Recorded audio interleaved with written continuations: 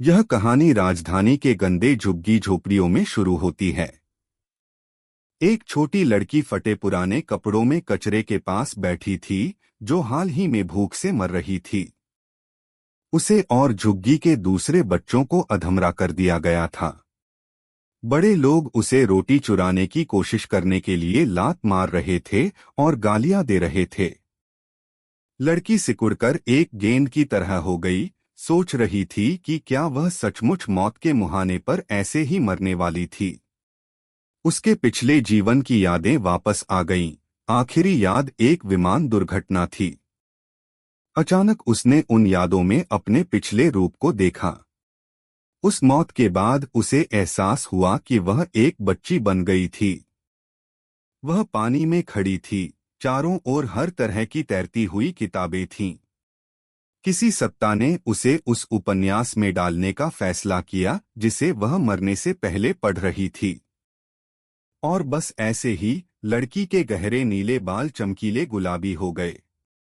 उसे किसी महाकाव्य कहानी के पन्नों में फेंक दिया गया था, जहां वह एक बेहद गरीब मामूली इंसान के रूप में रहने को मजबूर थी। लेकिन इस शरीर के साथ एक बोझ भी था, एक ऐसा अतीत जिसे नायिका याद कर सकती थी। इन सबसे पहले वह बेचारी किसी ऐसे आदमी के साथ रहती थी जो उसे लगातार पीटता और गाली देता था। यह तब खत्म हुआ जब उसने फैसला किया कि वह एक घिनौनी छोटी राक्षस है और उसे सड़क पर फेंक दिया। वहीं उसकी यादें रुक गईं क्योंकि अगले दिन उसे इस किताब की कहानी बिल्कुल याद नहीं थी। उसे फिर से उस ताज़ी बेक्ड रोटी की खुशबू आई। लड़की ने सोचा कि पिछली बार उसने गड़बड़ कर दी थी, लेकिन इस बार वह इसे सही करेगी और कोई उसे पकड़ नहीं पाएगा। उसने मालिक के ग्राहक से विचलित होने का इंतजार किया और जैसे ही उसने एक पाव रोटी उठाई, वह करीब सरक गई। अचानक उसे लगा कि किसी ने उसकी गर्दन पकड़ ली है। दुकानदार इस बात से आग बबूला था कि यह छोटी भिखारी फिर से वापस आ गई थी। मुख्य किरदार ने सबसे प्यारा, सबसे मासूम चेहरा बनाने की कोशिश की जो वह कर सकती थी। लेकिन अंत में उसे फिर भी पीटा गया और बिना भोजन के रहना पड़ा। उसे समझ नहीं आया कि इस कहानी में उसकी जिंदगी इतनी नरक क्यों थी। अचानक एक युवा महिला उसके बगल में बैठ गई और उसे मदद का हाथ बढ़ाया। बच्चे ने पहले कभी किसी को इतना सुंदर नहीं देखा था। अजनबी को एक दोस्त की याद आई जिसके बाल और नीली आंखें लड़की जैसी गुलाबी थीं। साथ ही वह जानती थी कि ये बिल्कुल सामान्य विशेषताएं नहीं थीं। दरअसल लड़की को कभी कभी अतीत से कोई ऐसा व्यक्ति याद आता था जिसके बालों का रंग वैसा ही था। महिला को पता चला कि वह 8 साल की थी और उसने सीधे पूछने का फैसला किया कि क्या छोटी बच्ची उसके साथ आएगी। लड़की घबरा गई, यह सोचकर कि यह मानव तस्करी का मामला है। लेकिन वह महिला बुरी इंसान नहीं थी। उसके सामने काउंटेस वायलेटा फिट्स बैठी थी। यह नाम सुनकर उसे कुछ याद आया और उसने सोचा कि शायद वह आखिरकार उपन्यास को याद कर पाएगी। लेकिन वह ठीक से सोच नहीं पा रही थी। वह भूखी थी, उसे बस वह रोटी चाहिए थी। वायलेटा ने उसे एक ऐसे घर ले जाने का फैसला किया जहां ढेर सारा मांस और कुकीज थीं। और लड़की तुरंत मान गई। उसने सोचा कि इतनी खूबसूरत महिला तस्कर नहीं हो सकती, है ना? लड़की उम्मीद कर रही थी कि उसकी जिंदगी अब गुलाबों से सजे रास्ते पर चलने वाली है।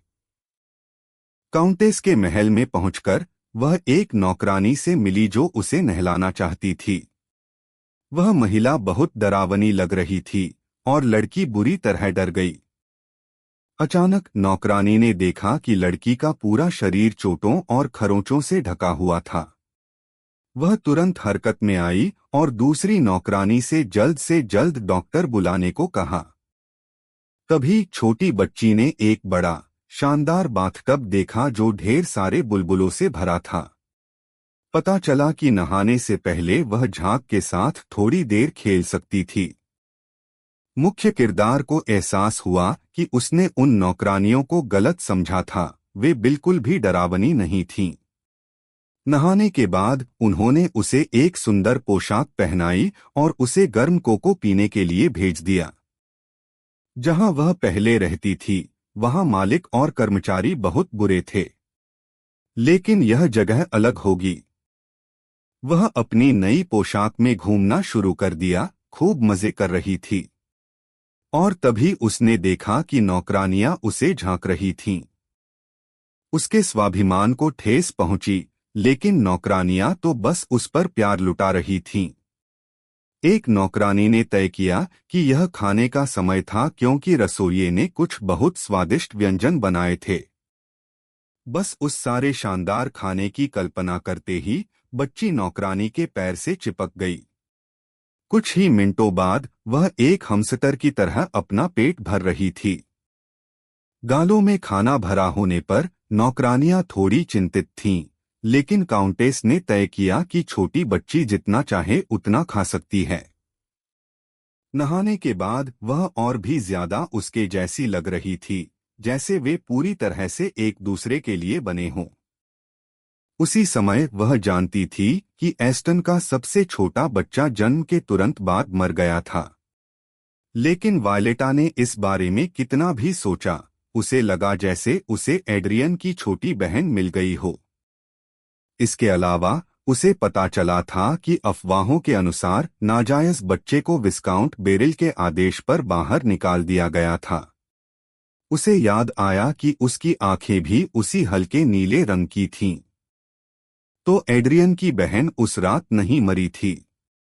क्या होगा अगर लगभग 6 साल पहले विस्काउंट बेरिल का एक नाजायज बच्चा हुआ हो? और कौन जानता है, शायद उन्होंने उसे किसी और से बदल दिया हो। उनके पास मरे हुए बच्चे के बालों या आंखों के रंग के बारे में कोई जानकारी नहीं थी। काउंटेस ने उन्हें उस महिला के बारे में जानकारी निकालने का आदेश दिया जिसने विस्काउंट के बच्चे को जन्म दिया था और उसे कितना भुगतान किया गया था। वायलेटा जानती थी कि एड्रियन का परिवार कितना उलझा हुआ था, इसलिए उसने इस मामले की तह तक जाने का फैसला किया। इस बीच छोटी बच्ची ने पेट भरकर खाया और तुरंत सो गई। एक बाल निकालने के बाद काउंटेस ने अगले दिन एड्रियन का बाल लेने और सुबह मंदिर जाने का फैसला किया। लड़की जागी और उसने वायलेटा को वहां खड़ा देखा। उसे याद आया कि उसने कल इस लड़की के यहाँ खाना खाया था। बच्ची यह सोचकर रो पड़ी कि अब वह एक गुलाम थी। काउंटेस यह सुनकर हंसी और स्पष्ट किया कि यह पूरी तरह से अवैध था। उसने छोटी बच्ची को कसकर गले लगाया और ऐसी किसी बात के बारे में सोच भी नहीं रही थी।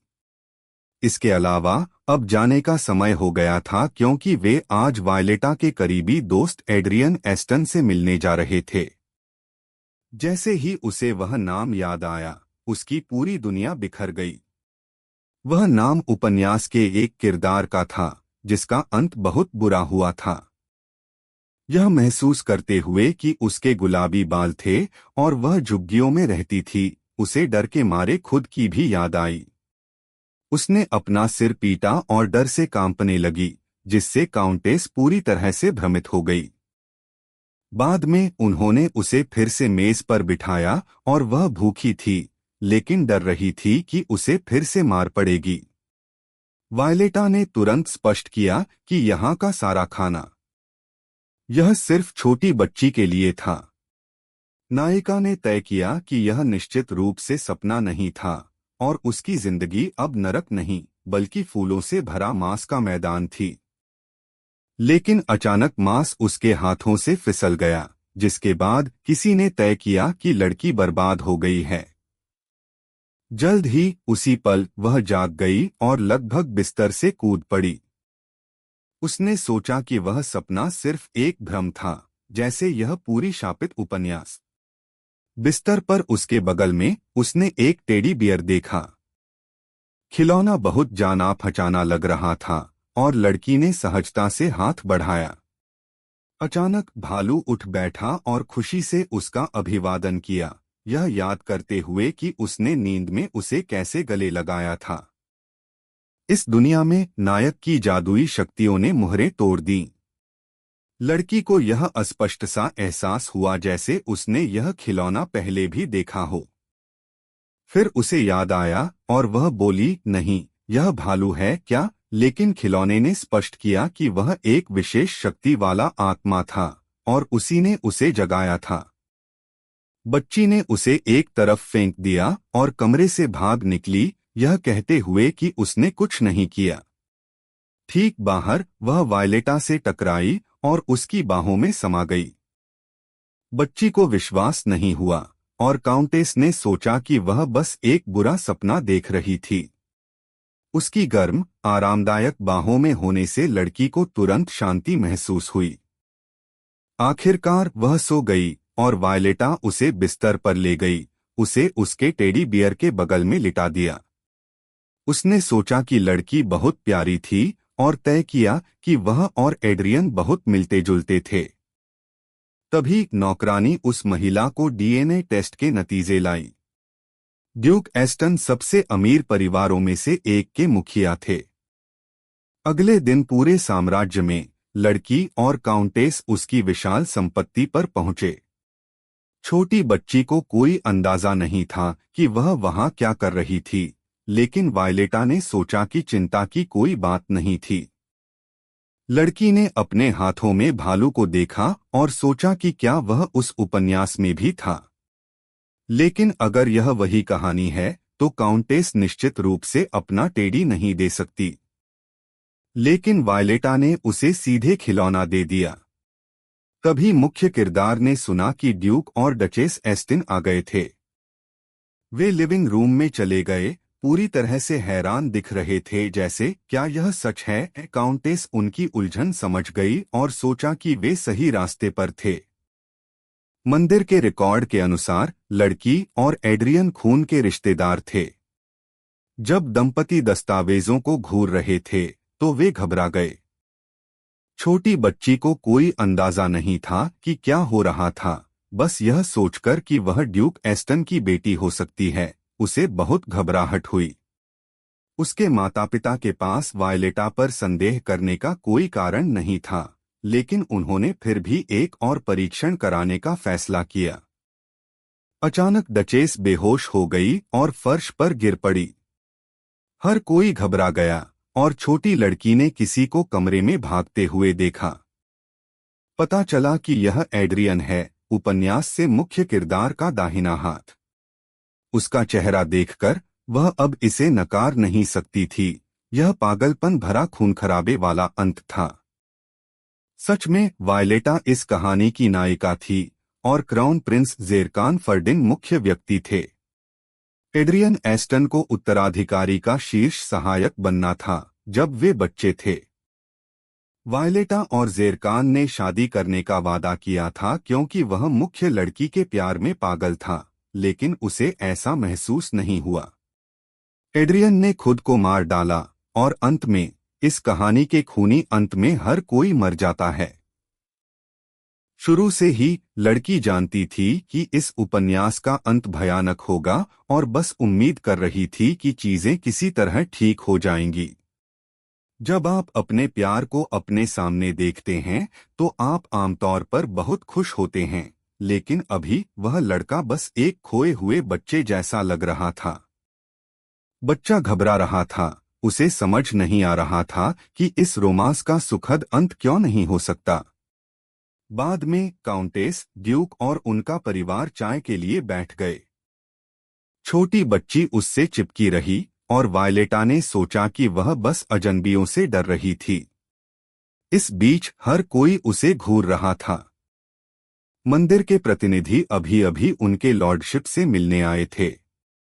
पता चला कि रक्त संबंध मिलान पूरा हो गया है। 99%। डचेस हैरान थी क्योंकि इसका मतलब था कि लड़की वास्तव में उनकी बेटी थी।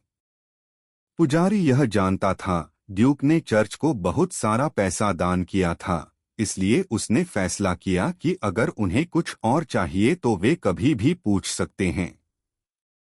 काउंटेस फिट्स ने तुरंत उसे बुलाया।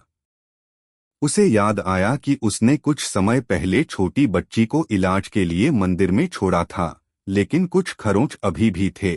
उन्हें ठीक होने में हमेशा के लिए लग जाएगा। और वायलेटा चाहती थी कि पुजारी उसे फिर से देखे।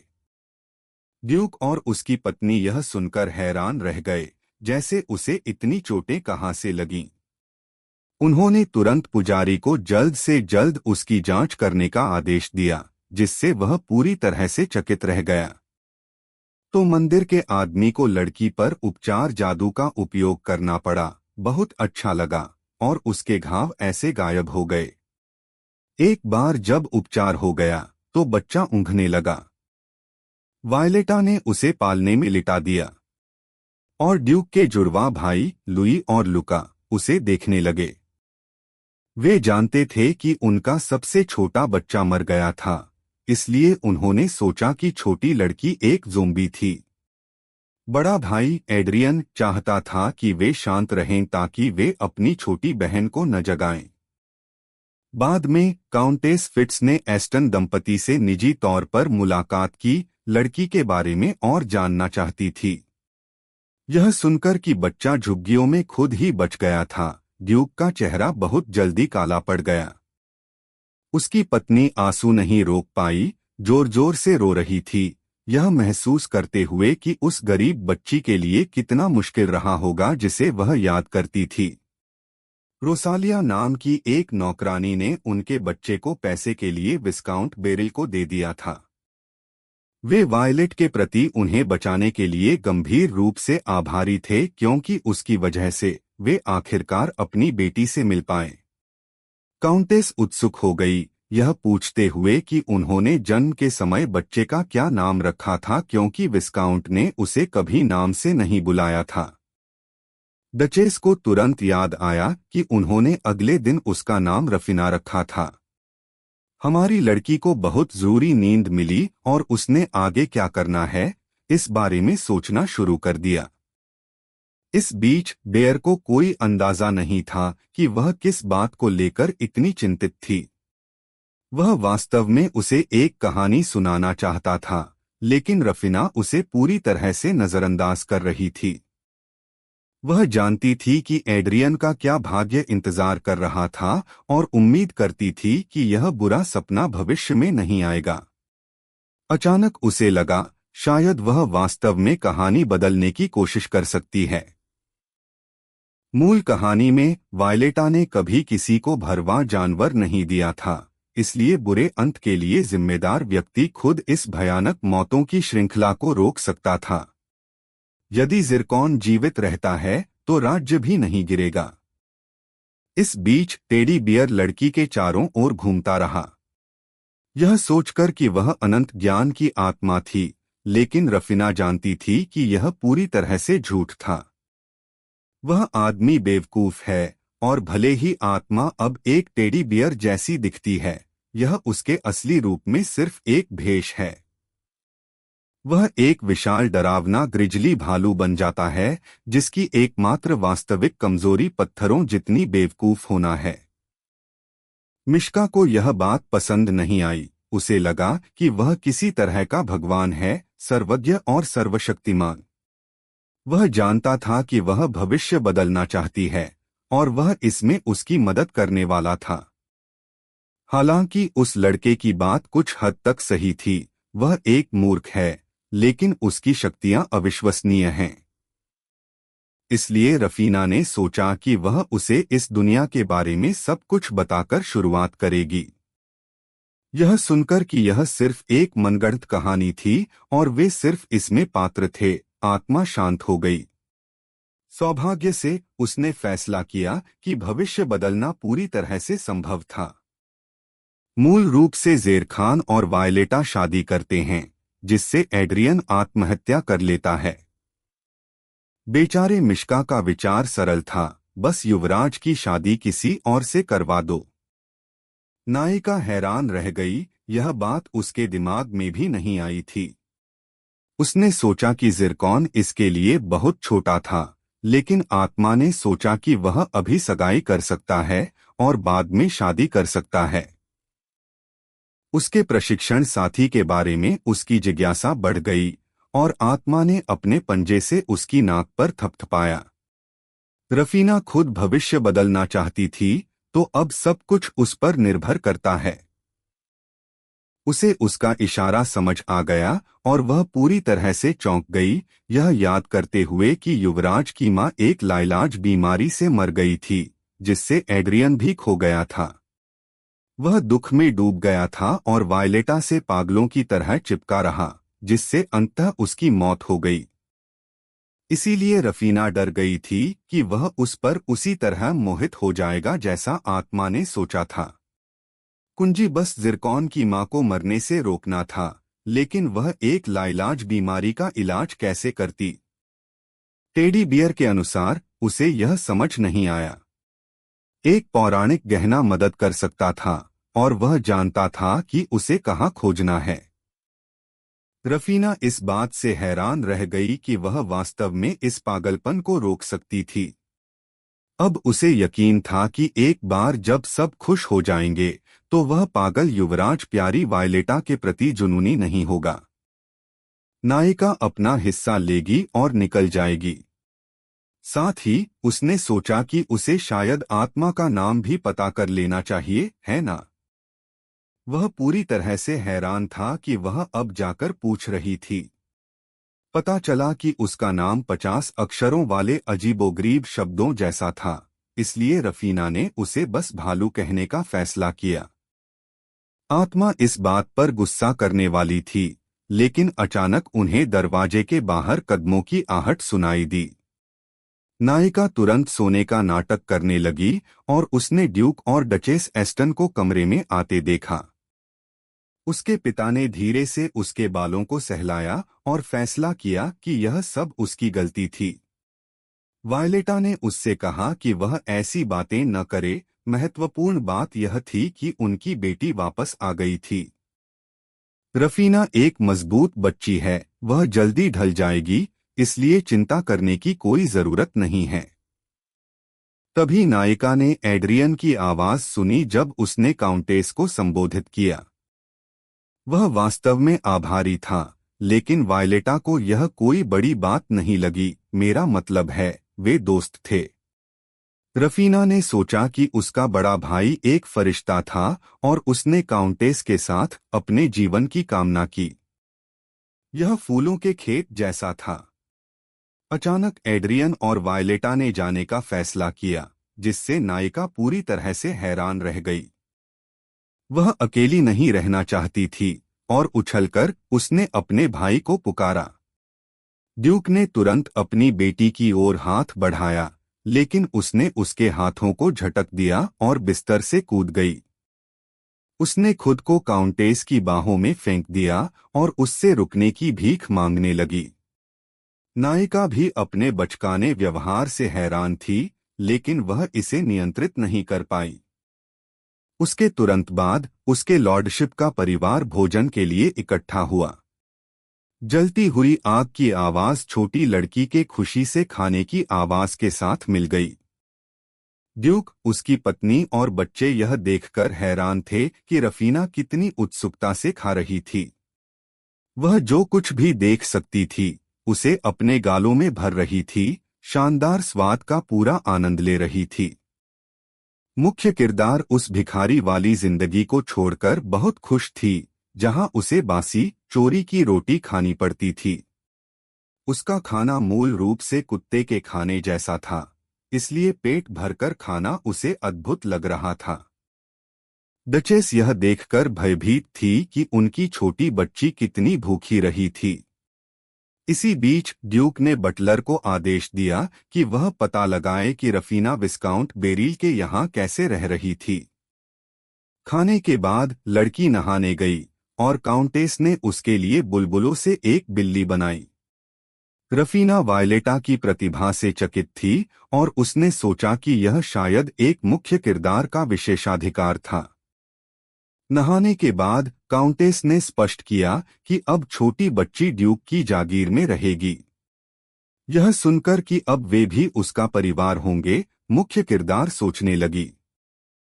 अपने पिछले जीवन में हर एक दिन शुद्ध नरक था और वह पैसे के लिए अपने परिवार से भाग गई थी। तो वह एक विमान दुर्घटना में मर जाती है और एक विस्काउंट के परिवार में जागती है, जहां उसे केवल दुख ही मिलता है। इसीलिए उसे लगता है कि उसे फिर कभी एक प्यारा परिवार नहीं मिल सकता। सोने से पहले एड्रियन अपनी छोटी बहन को घर आने के लिए धन्यवाद देने आता है। अब उसका परिवार बहुत प्यार करने वाला है और रफीना सोच रही है कि क्या उसे इस खुशी का आनंद लेने की भी अनुमति है। वह अपनी मां के साथ बिस्तर में दुबक जाती है, जो तुरंत उसे गले लगा लेती है। अपने पुराने जीवन में उसकी मां बहुत कम उम्र में मर गई थी, इसलिए उसे मुश्किल से ही उनकी याद है। लड़की ने कभी सपने में भी नहीं सोचा था कि उसका कभी एक असली परिवार हो सकता है। इसी बीच डचेस सोच रही है कि अगर वह उसे मां कहेगी तो वह बहुत खुश होगी। रफीना नहीं चाहती कि यह खुशी खत्म हो और वह एक बुरे अंत से बचने के लिए दृढ़ है। एक हफ्ते बाद उसकी मां उसे हर बार देखकर रोती नहीं थी। यह बात रफीना पर भी लागू होती थी। वह परिवार के साथ थोड़ा घुलने मिलने लगी थी। सबसे बड़ी अड़चन ड्यूक एस्टन थे। वह अपनी बेटी को गले लगाने की इच्छा को रोक नहीं पा रहे थे।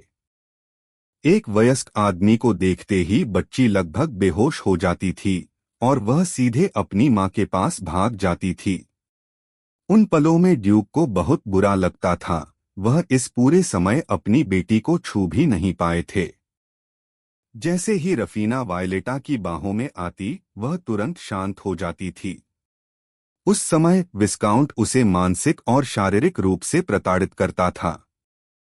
यही कारण था कि वह वयस्क पुरुषों को देखकर कांप जाती थी। वह उस चीज से उबर नहीं पा रही थी और एक सामान्य बच्चे की तरह व्यवहार नहीं कर पा रही थी। काउंटेस फिट्स के अलावा एड्रियन भी एक और था। कौन था जो उसके दिल की धड़कनें बढ़ा देता था? उसके भाई और वायलेटा ने पहले ही पता लगा लिया था कि भोजन लड़की के लिए सबसे अच्छा तनाव निवारक था।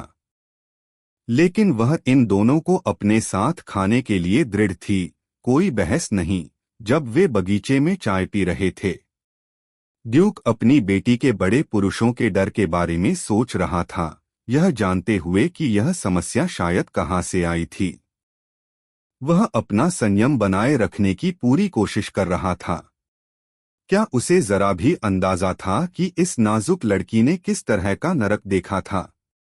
ड्यूक ने फैसला किया कि विस्काउंट बेरिल को रफीना के साथ किए गए व्यवहार के लिए भारी कीमत चुकानी पड़ेगी। इसी बीच हमारी लड़की अपने इन प्रेमियों के बीच इस प्यारे दृश्य का आनंद ले रही थी। उसने सोचा कि वे एक दूसरे के लिए बिल्कुल सही थे, ईमानदारी से कहूँ तो, लेकिन असली समस्या जिरकोन थी। लड़की यह समझ नहीं पा रही थी कि राजा के दूसरे बेटे के होने के बावजूद युवराज को अचानक शादी करने की क्या जरूरत थी। ज़ेरकान दबाव महसूस कर रहा था, साथ ही शाही परिषद में अपने रिश्तेदारों से भी उस पर बहुत दबाव था। विवाह सत्ता में बने रहने का उसका जरिया था और उसने कभी किसी पर भरोसा नहीं किया। बस युवराज ने केवल एक बार वायलेटा के लिए अपवाद बनाया, लेकिन प्यार कभी इस सौदे का हिस्सा नहीं था। अंततः यह सब इस बात पर खत्म हुआ कि एड्रियन की मृत्यु के बाद ही काउंटेस को अपनी सच्ची भावनाओं का एहसास हुआ। मिश्का जानती थी कि अगर रफीना की सगाई ज़ेरकान से जल्द हो जाती तो समस्या हल हो जाती। तो उन्हें युवराज से अभी उससे शादी करने का वादा करवाना था। तभी हमारी लड़की को एहसास हुआ कि वह आत्मा उतनी बेवकूफ नहीं थी जितना उसने सोचा था। इसी बीच उसके बड़े भाई ने अपनी कांटे से केक का एक टुकड़ा दिया। रफीना ने बस अपना मुंह खोला, वहीं सब कुछ निगलने के लिए तैयार। तभी जुड़वा बच्चे अंदर आए और उन्होंने तय किया कि वह इतने छोटे टुकड़े के लिए अपना मुंह बहुत ज्यादा खोल रही थी। साथ ही वे चाहते थे कि एड्रियन उन्हें भी खिलाए। नायिका ने तय किया कि वे इसके लायक नहीं थे और उसे पहले खिलाया जाना चाहिए। उसने अंततः लगभग सब कुछ खुद ही खा लिया। उसकी माँ उसे मुस्कुराते हुए देख रही थी, उम्मीद कर रही थी कि उसकी छोटी लड़की के सभी दिन खुशियों से भरे हों। कुछ समय बाद फिट्स काउंटी से एक गाड़ी एस्टन एस्टेट पहुंची। डचेस ने सोचा कि वायलेटा और रुक सकती है, लेकिन लड़की को जाना पड़ा। इसके अलावा उसने सोचा कि उन्हें अपने परिवार के साथ अधिक समय बिताने की जरूरत है। अभी रफीना के लिए यही सबसे अच्छा होगा। तभी नायिका उनके पास दौड़ी और काउंटेस को कसकर पकड़ लिया। लड़की उसके बिना चिंतित होगी, लेकिन वायलेटा के माता पिता घर वापस आ गए थे और उसे लौटना था, काउंटेस समझ गई। रफीना के लिए अकेला रहना मुश्किल था और उसने सोचा कि अब उसे किसी बात का डर नहीं है। अब उसे आखिरकार एक प्यारा परिवार मिल गया है, इसलिए नायिका ने सोचा कि उसे कल वहां जाना चाहिए। वायलेटा बहुत उत्साहित थी और लगभग अपनी गाड़ी की ओर दौड़ पड़ी। बच्चा यह देखकर हैरान था कि सिर्फ परिवार का जिक्र करने से इतनी गर्मजोशी आ सकती है।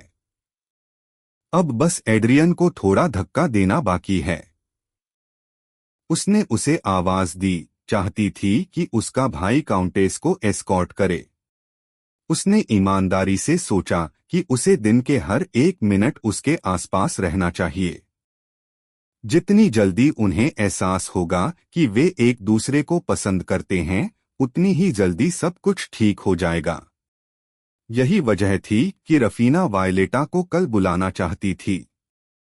बाद में माँ ने तय किया वे इस हफ्ते अपनी बेटी के घर रुकेंगे और उसका कमरा अगले हफ्ते तैयार हो जाएगा। बच्चे ने पागलों की तरह अपना सिर हिलाया, यह दिखाते हुए कि वह पूरी तरह से सहमत थी। ईमानदारी से कहूँ तो जब भी डचेस उसे गले लगाती थी तो उसका दिल खुश हो जाता था। लेकिन लड़की ने सोचा कि अगर वह उसे माँ कहती तो क्या वह महिला सचमुच खुश होती। अचानक एड्रियन ने दस्तक दी और पूछा कि क्या वह सोने से पहले एक पल के लिए रफीना के साथ खेल सकता है। उसने सोचा कि यह उसके पिता थे और वह पूरी तरह से घबरा गई। उसके बड़े भाई ने उसे एक झुनझुना दिया, जैसा नवजात शिशु आमतौर पर खेलते हैं। उसके बाद लोइस उसके साथ गुड़ियों से खेलना चाहती थी और लुका उसे कुछ कहानियां सुनाने की उम्मीद कर रहा था। रफीना यह देखकर हैरान थी कि छोटे बच्चों के साथ खेलना उस समय कितना थका देने वाला था। उसने एड्रियन से पूछने का फैसला किया कि वायलेट के साथ चीजें कैसी रहीं। उसके भाई को याद था कि उसने उसे सुरक्षित घर पहुंचाया और वापस आ गया, और यह भी जानना चाहती थी कि क्या वायलेट उसे सच में इतना पसंद करती थी। रफीना मान गई, लेकिन अंदर ही अंदर वह जानती थी कि काउंटेस ही उसका पसंदीदा था। कहानी के अनुसार एड्रियन बचपन से ही उससे प्यार करता था। मुख्य किरदार को लगा कि वायलेटा प्यारी थी, हमेशा अच्छी खुशबू आती थी और उसकी आवाज नरम और हाथ गर्म थे। तो उसने सोचा कि अगर वह उनके साथ रहती तो बहुत अच्छा होता। उसके भाई ने तय किया कि कल अपनी सैर के दौरान वह काउंटेस को अपने यहाँ बुलाएगा। रफीना ने इस बात को स्वीकार कर लिया कि एड्रियन अभी सिर्फ 10 साल का था और उसे अभी तक समझ नहीं आया था। तो उसने जोर जोर से घोषणा की कि उसके छोटे भाई और वायलेटा को शादी कर लेनी चाहिए। डचेस इतनी हैरान थी, उसका मुंह खुला रह गया और वह लाल हो गई। एड्रियन पूरी तरह से चकित था और उसे विश्वास नहीं हो रहा था कि वह क्या सुन रहा था। लड़की जोर से हंस पड़ी, यह जानकर कि उसने बिल्कुल सही किया था। मेरा भाई बहुत खुश था क्योंकि उसने आखिरकार उसे भाई कहा था। माँ ने भी सुना और खुशी के आंसू बहा रही थी। रफीना बस जम गई थी, जैसे क्या वे वही सुन रहे हैं जो वे सुनना चाहते हैं। तो हाँ, प्यार का ऑपरेशन पूरी तरह से विफल हो गया। इसमें कोई शक नहीं, एड्रियन अभी बहुत छोटा है। बस इतना ही लगता है, अब प्लान बी का समय है, ज़ेरकान को लुभाना। वह और मेरा भाई बचपन के दोस्त थे, इसलिए वह जानती थी कि इसे कैसे खेलना है। अब कमान संभालने का समय था। सबसे पहले उसे अपने भाई से पूछना था कि वायलेटा कब आ रही थी। जैसे ही ऐसा हुआ, वे दोनों उससे मिलने बाहर गए। जैसा कि उम्मीद थी, काउंटेस युवराज के बिना ही आ गई। नायक बगीचे में चाय पीने वाले थे, लेकिन लड़की ने सीधे मना कर दिया। उसे लगा कि उसे और काउंटेस को कुछ अकेले समय की जरूरत थी। एड्रियन पूरी तरह से खोया हुआ था और उसे समझ नहीं आ रहा था कि उसने क्या गलत किया था। नायिका को उसे ऐसे देखकर दुख हुआ, लेकिन वह जानती थी कि यह बड़े भले के लिए था। उसने वायलेटा से पूछने का फैसला किया कि क्या वह और उसका छोटा भाई सच में दोस्त थे। काउंटेस ने सिर हिलाया और रफीना यह भी जानना चाहती थी कि क्या वह किसी और के साथ दोस्त थी। वायलेटा ने तुरंत अपने करीबी दोस्त, इस राज्य के युवराज के बारे में सोचा। नायिका उत्साहित थी और उसके बारे में सब कुछ सुनना चाहती थी। वायलेटा यह मानना नहीं चाहती थी, लेकिन ज़ेरकान सच में बहुत सुंदर और बहुत लोकप्रिय भी था। वह दिखने में एड्रियन के लगभग बराबर था। काउंटेस सोच रही थी कि रफीना उनमें इतनी दिलचस्पी क्यों ले रही थी। पता चला कि वह बस लड़की के बारे में और जानना चाहती थी। नायिका वायलेटा के सभी दोस्तों से मिलना चाहती थी क्योंकि वह एक बहुत अच्छी इंसान है। काउंटेस भावुक हो गई और उसने तय किया कि वह कल युवराज के साथ जरूर आएगी। उस शाम ड्यूक एस्टन के बटलर और निजी सचिव हैडेन ने विस्काउंट बेरिल के गुप्त दस्तावेज सौंपे। उनमें महिला के जन्म सहित सभी जानकारी थी। उसके लॉर्डशिप के चेहरे पर नसें उभर आईं, वह पूरी तरह से क्रोधित था। सबसे पहले उसे कार्रवाई का सबसे अच्छा तरीका पता लगाना था। हॉर्डन तुरंत कार्रवाई करने के लिए तैयार था, यहां तक कि ब्लैक मास्क दस्ते का भी इस्तेमाल करने के लिए। वह एक गुप्त अंडरवर्ल्ड संगठन और ड्यूक एस्टन की कुलीन इकाई थी। उनके लॉर्डशिप उन कमीनों को उस लड़की के साथ जो उन्होंने किया, उसके लिए यूं ही नहीं जाने दे सकते थे। सबसे पहले वह विस्काउंट की सारी संपत्ति को पूरी तरह से फ्रीज करना चाहते थे। ड्यूक ने ऐसा करने का आदेश दिया ताकि वह दयनीय कचरा अपने पैदा होने के दिन पर पछताए। बटलर जानता था कि जब तक मालिक के पास ब्लैक मास्क हैं, तब तक विस्काउंट को कीमत चुकानी ही पड़ेगी। ड्यूक वह दिन कभी नहीं भूलेंगे जब उनकी पत्नी जलते हुए महल में दर्द से चीखी थी, अपनी मृत संतान को अपनी बाहों में पकड़े हुए। उन्होंने इसके लिए खुद को दोषी ठहराया और उस गलती का बोझ जीवन भर ढोया। लेकिन अब रफीना फिर से उनके सामने थी, जीवित और अनहार्म्ड। यादें उनके लॉर्डशिप में उमड़ पड़ी और उन्होंने इसे एक सच्चा चमत्कार माना। वह पूरी रात रोते रहे और सूजी हुई आंखों के साथ नाश्ते पर पहुंचे। लुका ने अपने भाई को पिताजी का चेहरा दिखाया, लेकिन लोइस ने सोचा कि उन्हें इसके बारे में चिल्लाना नहीं चाहिए। तभी उसने सोचा कि वह एक कार्प मछली जैसे दिखते हैं और गलती से जोर से बोल दिया। जुड़वा बच्चे ऐसे थे, रुको, क्या उसने अभी अभी पिताजी का मजाक उड़ाया? मिश्का ने बीच में कूदकर कहा कि यह उसकी तरफ से बहुत असभ्य था। इस बीच ड्यूक बस हंस पड़े। रफीना ने अपनी कांटे से मांस का एक टुकड़ा उठाया और अपने पिताजी की ओर बढ़ाया। अचानक सब पूरी तरह से शांत हो गए, जिससे उसे अजीब लगा। ड्यूक उठे और अपनी बेटी के पास गए, ठीक उसके सामने झुक गए। वह मुस्कुराए यह सोचकर कि खाना बहुत अच्छा लग रहा था। लड़की हैरान थी, यह नहीं समझ पा रही थी कि सब अचानक क्यों रो रहे थे। आत्मा को इस माहौल के साथ क्या करना है, यह समझ नहीं आ रहा था और फिर उसने देखा कि रफीना भी रोने लगी थी। उसे रोना पसंद नहीं था, लेकिन इस घर में हर कोई बिना किसी कारण के आंसू बहाता हुआ लगता था। और अब वह भी एक रोने वाली बच्ची बन रही थी। आज वह दिन था जब वायलेटा आखिरकार ज़ेरकान को ला रही थी। हमारी लड़की को यकीन था कि वह उसे प्रपोज कर सकती है। तभी नई नौकरानी सेलेना एक नई पोशाक लेकर महिला के कमरे में आई। लड़की ने जल्दी से उसे पहना और शीशे में खुद को देखने लगी।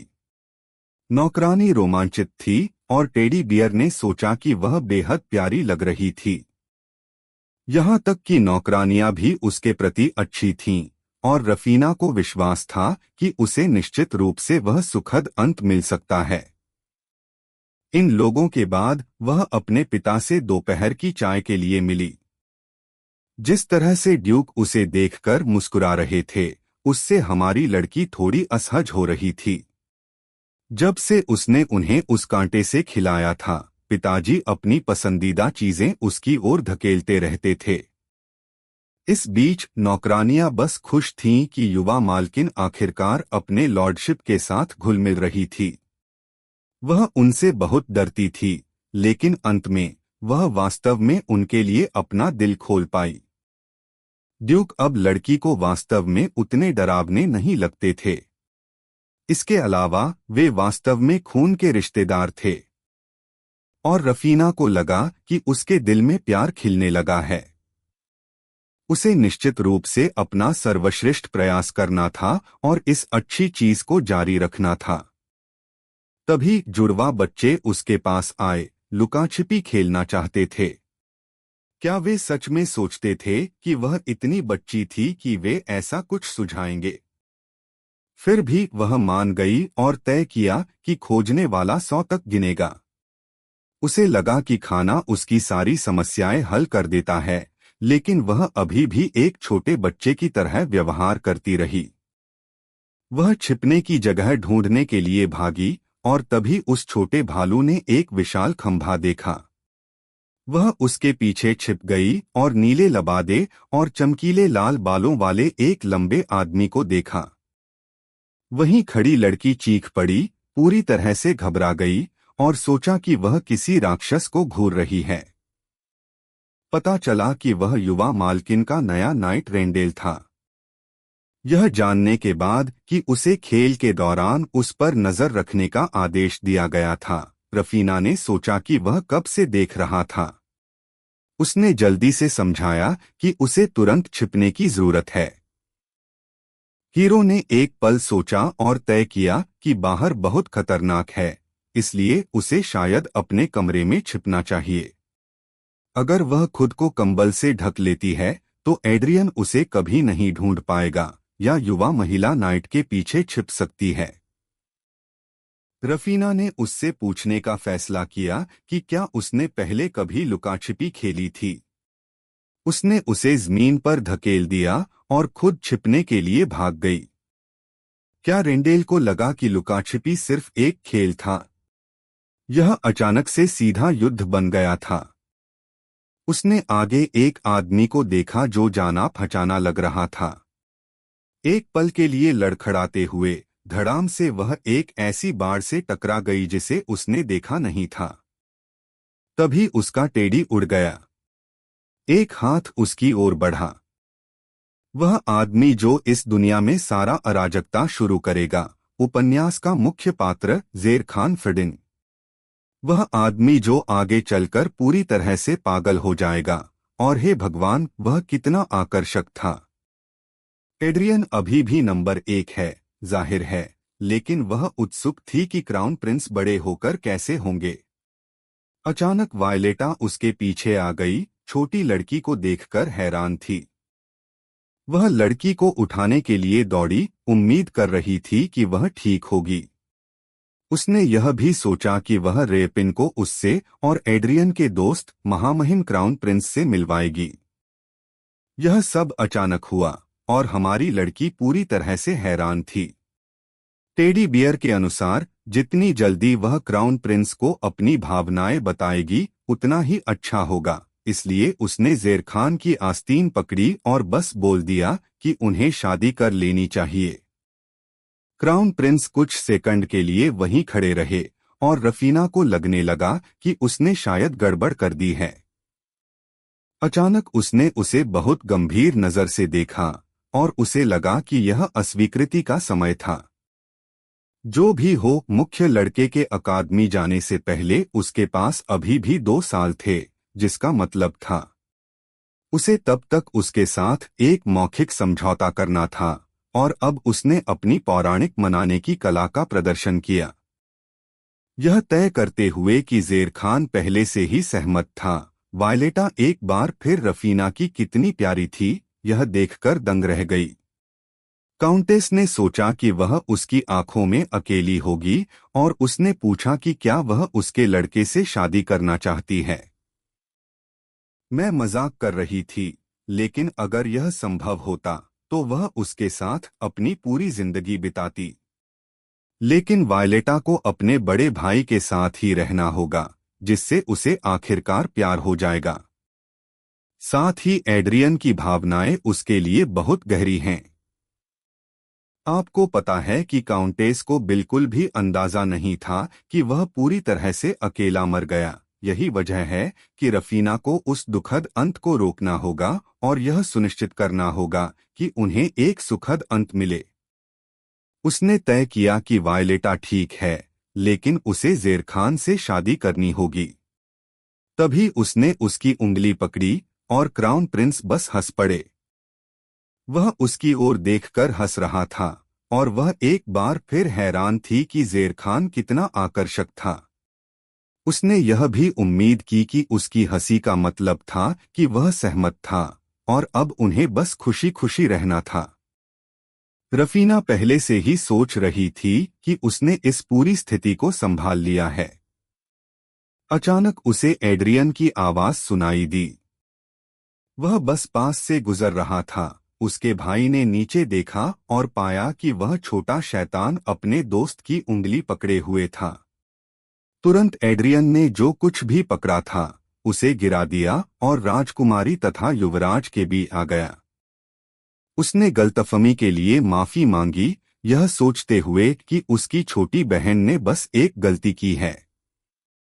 वायलेटा पीली पड़ गई और उसने अपना मुंह ढक लिया, जबकि ज़ेर खान बस जम गया। रफीना भी डर गई थी, यह विश्वास नहीं कर पा रही थी कि उसका आदर्श एड्रियन इतना डरावना लग सकता है। उसने रेंडेल को आवाज दी और शूरवीर ने तुरंत लड़की को उठा लिया। तभी युवराज ने जिक्र किया कि उसके दोस्त की बहन उससे शादी करना चाहती थी। एड्रियन ने इसे बकवास कहकर टाल दिया। वह हाल ही में 6 साल की हुई थी। उसे समझ नहीं आया, क्या वे सचमुच एक बच्चे की हर बात पर विश्वास करने वाले थे।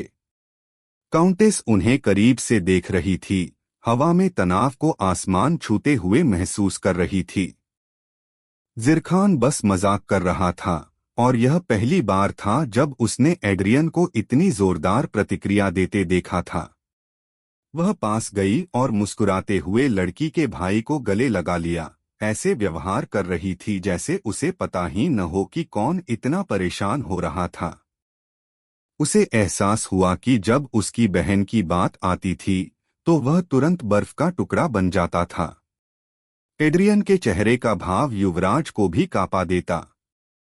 ज़ेर खान और वायलेटा हैरान थे कि वह कितना परेशान था, क्योंकि रफीना आखिर बाद में एक महिला ही थी। उसके माता पिता तक खबर पहुंची कि उनकी बेटी महामहिम से शादी करना चाहती थी। ड्यूक दंग रह गया और उसकी पत्नी ने लड़की के व्यवहार के लिए युवराज से माफी मांगी। ज़ेर खान ने सोचा कि यह बस बच्चों का खेल था और माफी मांगने का कोई कारण नहीं देखा। और तो और उपन्यास में उसके पास रफीना के लिए कुछ खास था। युवराज का देवताओं से संबंध था, भले ही वह सिर्फ एक सामान्य व्यक्ति था। एकमात्र आत्मा जिसे वह नियंत्रित कर सकता था वह उस कंगन के अंदर बंद जल आत्मा थी। तो अभी मुख्य लड़की यह समझ नहीं पा रही थी कि वह चीज यहाँ क्यों थी। पता चला कि महारानी रफीना को कंगन उपहार के रूप में देना चाहती थी। लड़की जानती थी कि कहानी के अनुसार वायलेटा को वह गहना मिलना था कुछ सालों में, और तभी वह अपनी शक्तियों को उजागर करेगा। काउंटेस ने उसे एक टेडी बियर दिया और अंदर की आत्मा जाग गई। लेकिन वे ऐसा किसी के लिए भी नहीं करते।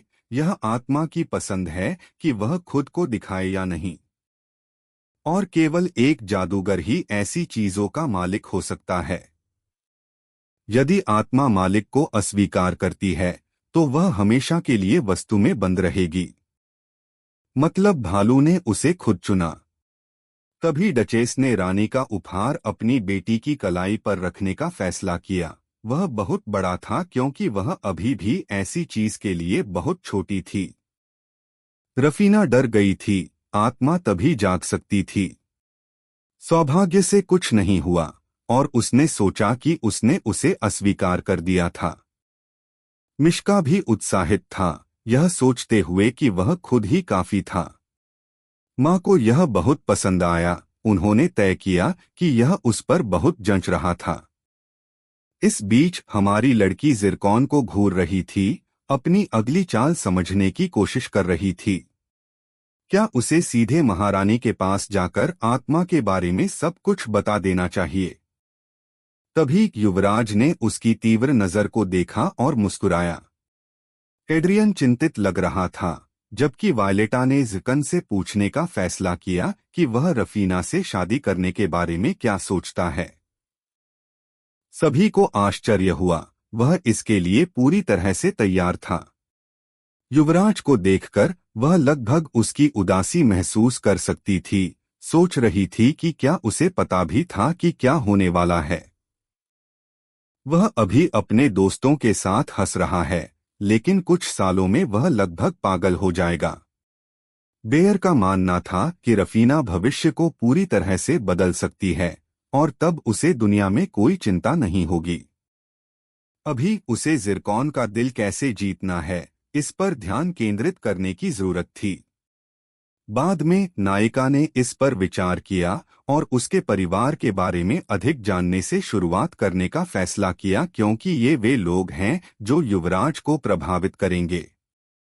मैड मिश्का जानता था कि उसके और उसके भाई के बीच सब कुछ ठीक नहीं था, इसलिए उसने सोचा कि जिकन के करीब जाना बहुत आसान होगा। बस याद रखो कि एड्रियन नायिका के लिए कैसे पूरी तरह से बेवकूफ बन गया था, और युवराज के साथ भी वैसा ही करो। अगर यह काम करता है तो युवराज की काउंटेस से सगाई रोकना बहुत आसान होगा।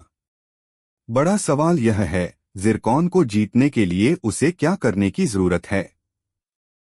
भालू रहस्यमय ढंग से हंसा, यह याद करते हुए कि उसके पास एक अचूक योजना थी।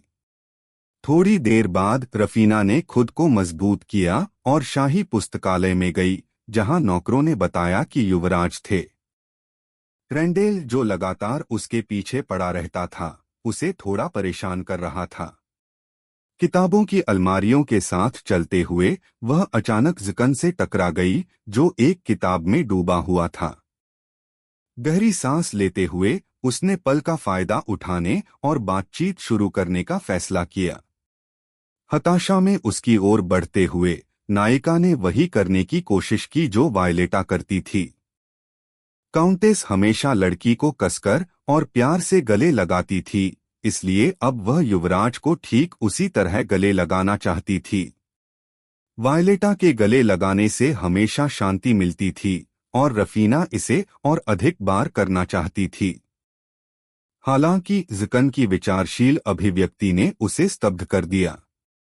वह जम गई थी, बाहें बाहर निकली हुई थीं, ऐसे खिंची हुई थीं जैसे वे गिरने वाली हों। मिश्का को लगा कि यह अजीब था, और रैंडेल इतना हैरान था कि वह बोल नहीं पाया।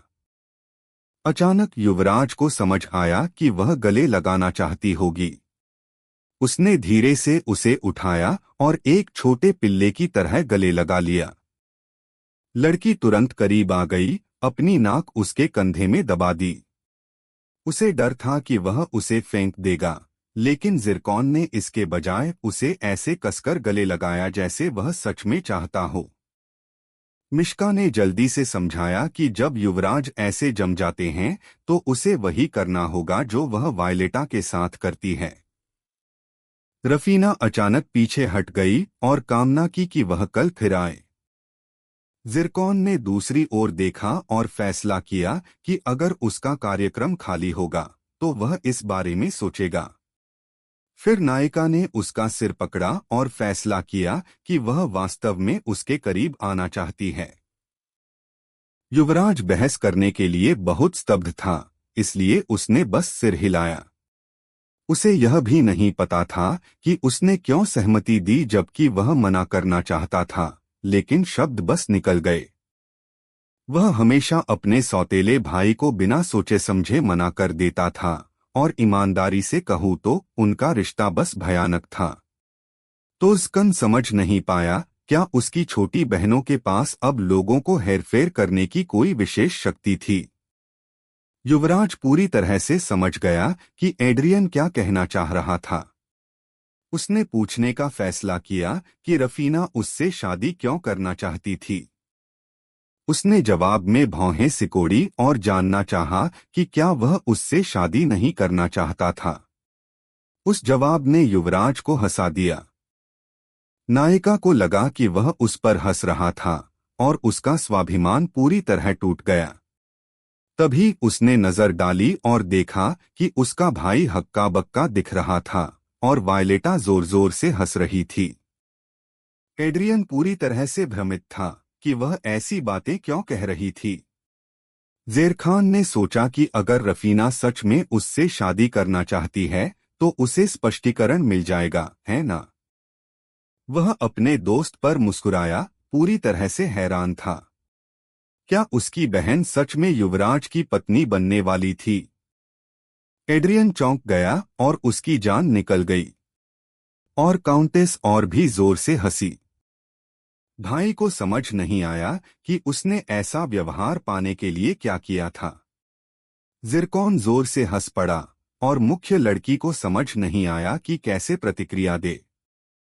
उसने युवराज की उंगली पकड़ी और उससे कल वापस आने का वादा करवाया। कोई बहाना नहीं। जिरकौन मुस्कुराया और जो कुछ भी वह चाहती थी वह करने के लिए सहमत हो गया। रफीना ने उसके हाथ पर एक प्यारी सी छोटी चुंबन देकर जवाब दिया। वह जानती थी कि स्पर्श जुड़ने का सबसे अच्छा तरीका है। उसने सोचा कि इससे अच्छा प्रभाव पड़ेगा। साथ ही वह मन ही मन एड्रियन से माफी मांग रही थी, यह जानते हुए कि कोई और रास्ता नहीं था। कुल मिलाकर सब कुछ काफी ठीक चल रहा था, सिवाय एक छोटी सी बात के। जब वह अपने कमरे में वापस आई तो उसके कंगन में मौजूद जल आत्मा अचानक उससे बात करने लगी। वह गहनों से बाहर निकल रहा था, इस बात से उत्साहित था कि वह आखिरकार जाग गया था। रफीना और भालू ने मिलकर उसे वापस अंदर ठूंस दिया। भालू ने सोचा कि आत्मा पागल थी, लेकिन उसकी आवाज कंगन को बहुत जानी पहचानी लगी। अचानक भालू को भी समझ आया कि वह जल आत्मा अनाथ था। मूल उपन्यास में उसे सील कर दिया गया था। जिरकौन उससे नफरत करता था। भले ही आत्माएं आमतौर पर सभी खुशमिजाज और सकारात्मक होती हैं, लेकिन उसका एक और पहलू भी था। जब वह गुस्सा होता है तो एक नाविक की तरह गालियां बकने लगता है, और यहाँ वह फिर से उस भालू को मौखिक रूप से कोसने लगा, जिसे वह बिल्कुल पसंद नहीं करता था।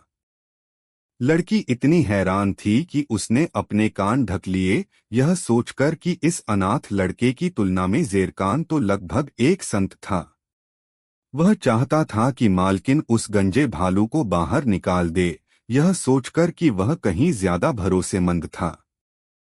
आखिरकार नायिका का धैर्य टूट गया और उसने उन दोनों को तुरंत चुप रहने का आदेश दिया। उनके बिना भी उसके पास पहले से ही बहुत कुछ था, और वैसे भी वह बहुत थकी हुई थी। कुछ मिनट बाद रफीना अपने माता पिता की बाहों में गहरी नींद में सो रही थी। अगली सुबह सेलेना अपनी मालकिन पर फिदा हो रही थी, जो एक नई पोशाक पहनकर देख रही थी। नायिका को पोशाक पसंद आई, लेकिन उसकी आंखें कुछ बेजान लग रही थीं, भले ही वह अच्छी तरह सोई हुई लग रही थी। अपने कंगन को देखकर वह जानती थी कि पिछली रात सिर्फ एक सपना नहीं था। उसने चाहा कि यह सब एक सपना होता, लेकिन भालू ने उसे तुरंत याद दिलाया कि वे कठोर वास्तविकता में फंसे हुए थे। अचानक कंगन में मौजूद जल आत्मा रफीना से बात करने लगती है। वह उस पर चुप रहने के लिए चिल्लाती है, जिससे नौकरानी तुरंत अजीब महसूस करती है। हमारी लड़की नाटक करती है कि वह बस अपने टेडी बियर से बात कर रही थी। सेलिना सिर हिलाती है, पूरी तरह समझ जाती है और मुस्कुराती है, यह सोचकर कि यह बहुत प्यारा है। नौकरानी सोचती है कि अगर युवा महिला को कुछ भी चाहिए तो वह उसे कभी भी बुला सकती है। तभी रफीना कहती है, रुको, जिरकुन कंगन का मालिक था, मैं नहीं। अनाथ को यह मंजूर नहीं था, क्योंकि उसने उसे पहले ही चुन लिया था। वह बाहर नहीं निकाला जाना चाहता था और उसने अच्छा व्यवहार करने का वादा किया, इसलिए भालू ने उसे झुकाने का फैसला किया। जल आत्मा ने पलटकर जवाब दिया और नायिका ने उन्हें झगड़ना बंद करने का आदेश दिया। जैसे अभी वह एक गहरी आह भरकर कुर्सी पर धड़ाम से बैठ जाती है। सोच रही है कि मैं इन सब का क्या करूंगी? यह कंगन इतनी आसानी से नहीं टूटेगा। साथ ही यह रानी का उपहार था, तो मैं इसे ऐसे ही फेंक नहीं सकती, रफीना ने सोचा। वह बस उससे थोड़ा शांत रहने को कहेगी। अनाथ तुरंत बात समझ गया और बोला, हाँ ठीक है। इस बीच सेलिना ने देखा कि उसकी मालकिन अपने खिलौनों से अजीबोगरीब बातें कर रही थी।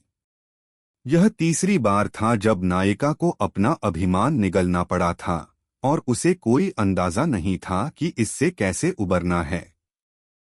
लेकिन जब उसने सुना कि नौकरानी के पास उसके लिए कुछ था, तो वह तुरंत सब कुछ भूल गई। पता चला कि उपहार एक शानदार लाल रिबन था, ताकि वह भालू को अपनी पीठ पर ले जा सके। रफीना को यह देखकर हैरानी हुई कि भालू को यह सचमुच पसंद आया। नायिका को मानना पड़ा कि यह काफी सुविधाजनक था, हालांकि उसे ऐसे पहनना उसे और भी ज्यादा बच्ची जैसा दिखा रहा था। मौसम शानदार था, इसलिए एड्रियन ने अपनी बहन को टहलने ले जाने का फैसला किया। माँ और पिताजी काम से बाहर थे और जुड़वा बच्चे अपने ट्यूटर के साथ व्यस्त थे, जिसका मतलब था कि पूरे दिन बस वह और उसकी बहन थे। यह शानदार था, खासकर इसलिए क्योंकि रफीना वैसे भी युवराज का इंतजार कर रही थी। साथ ही अब उसे अचानक अपने भाई से वायलेटा के बारे में बात करने का मौका मिला। एड्रियन ने खुद ही यह बात उठाई, यह जानना चाहता था कि उसकी छोटी बहन को काउंटेस पसंद थी या नहीं। बिना सोचे समझे उसने उसे बताया कि वह उसे बहुत पसंद करती थी। उसे याद आया कि उसने वायलेटा के बारे में कहा था कि उसकी खुशबू अच्छी थी और उसकी आवाज मीठी और कोमल थी। रफीना यह मौका छोड़ना नहीं चाहती थी और उसने फैसला किया कि काउंटेस को उनके परिवार का हिस्सा बनना चाहिए। लेकिन फिर उसका चेहरा अचानक उदास हो गया और उसे पूछना पड़ा कि क्या वह जिरकॉन के बारे में भी ऐसा ही महसूस करती थी। एड्रियन समझ नहीं पा रहा था कि वह युवराज पर इतनी मोहित क्यों हो गई, जैसे उससे मिलते ही नायिका का ध्यान भटक गया और उसने फैसला किया कि वह युवराज को पसंद करती थी क्योंकि वह काउंटेस का दोस्त था। ठीक है, जिरकॉन का व्यक्तित्व सचमुच बिगड़ा हुआ है, लेकिन उसने कभी कुछ गलत नहीं किया, कम से कम तब तक नहीं जब तक वह पूरी तरह से पागल नहीं हो गया। इसलिए उसने युवराज से शादी करने का पक्का इरादा कर लिया था। जब वह बड़ी होगी तो इसमें कोई संदेह नहीं था। उसके भाई ने बीच में टोककर कहा कि यह इतना आसान नहीं था। तभी वह चिल्लाने लगी, लेकिन वह अपने फैसले से टस से मस नहीं हुई। एड्रियन को बिल्कुल भी अंदाजा नहीं था कि वह किस चीज से निपट रही थी।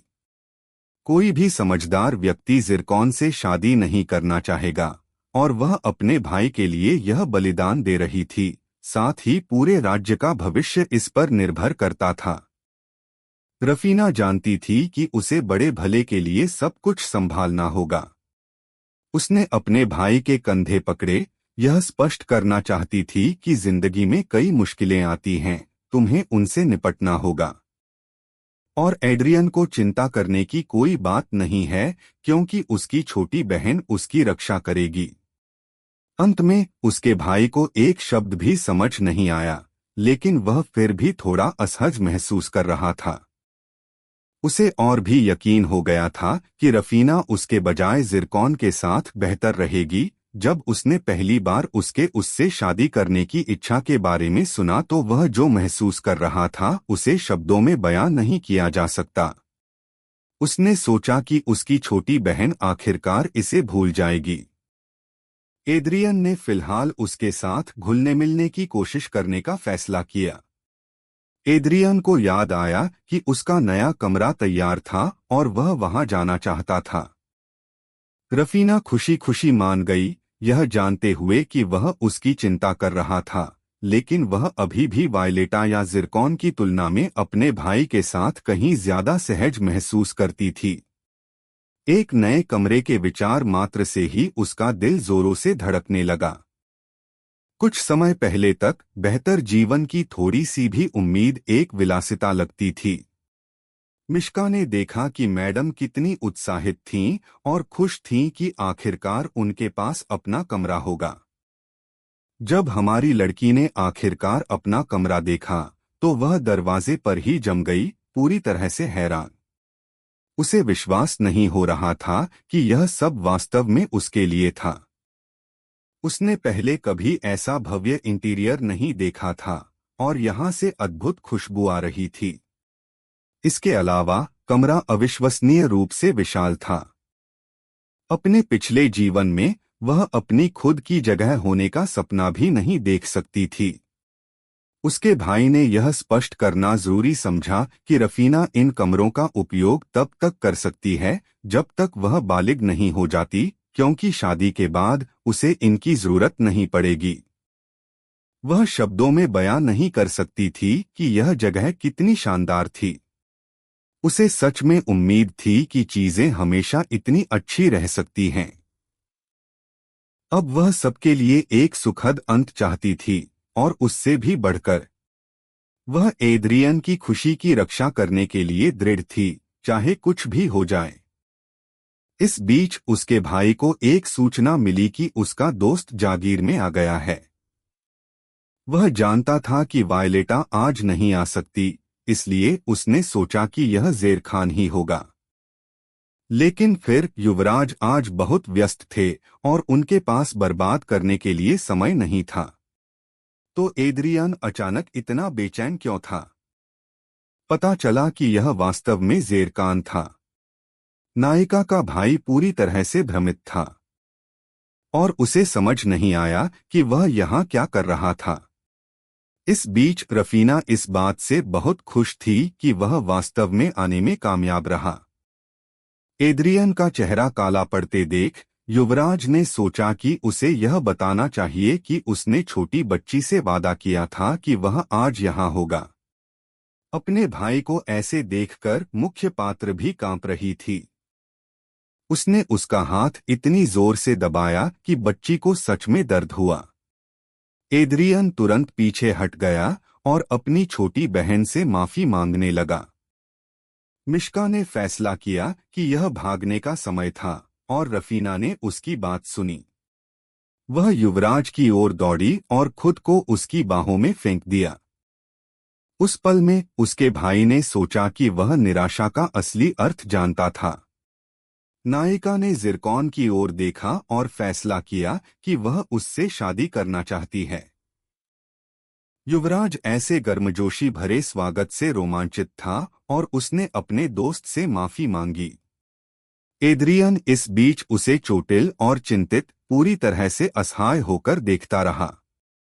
ज़िरकॉन ने रफीना से भी माफी मांगी, यह कहते हुए कि वह बहुत व्यस्त था और ज्यादा देर नहीं रुक सकता था।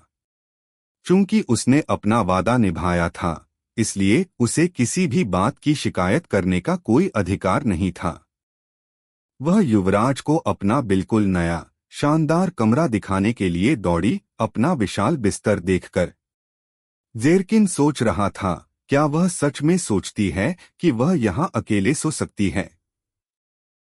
नायिका ने अपनी छाती थपथपाई और इस बात को लेकर पूरी तरह से आश्वस्त थी। युवराज और देर तक रुकना चाहता था क्योंकि उसके दोस्त की छोटी बहन बहुत प्यारी थी। जब उसने एड्रियन के भाइयों को देखा तो उसके मन में ऐसे विचार कभी नहीं आए थे। हालांकि उसका सौतेला भाई अभी भी सबसे बुरा था, लेकिन रफीना पूरी तरह से अलग थी। इतनी छोटी, नाजुक और कोमल। जब उसने युवराज को उनके नाम से पुकारा तो उसकी आवाज अविश्वसनीय रूप से सुंदर थी। ज़िरकॉन को एड्रियन के लिए बुरा लगा, जरूर, लेकिन उसके लगातार शादी के प्रस्ताव उसे शर्मा रहे थे। वह बस खुश था कि नायिका को अपना नया कमरा बहुत पसंद आ रहा था। रफीना ने बच्चे जैसा व्यवहार करना बंद करने का फैसला किया क्योंकि अभी एक और काम बाकी था।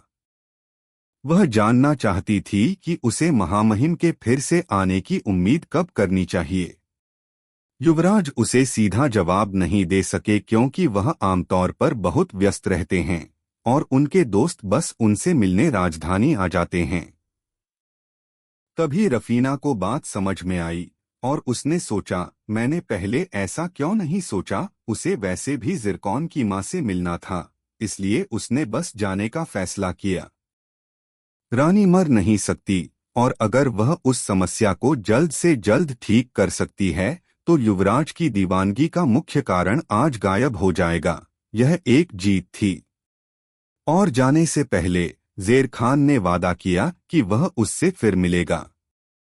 मिश्का ने सोचा कि उसने इसे सही कर दिया है और वह इस बात से हैरान थी कि प्रस्ताव रखना वास्तव में कितना मुश्किल है। ठीक है, अब हमारे सामने एक बिल्कुल नई समस्या है और उस समस्या का नाम एड्रियन है। इस समय अपनी चाय को एक उदास, अकेले सील की तरह हिलाते हुए बहन पूरी तरह से समझती है।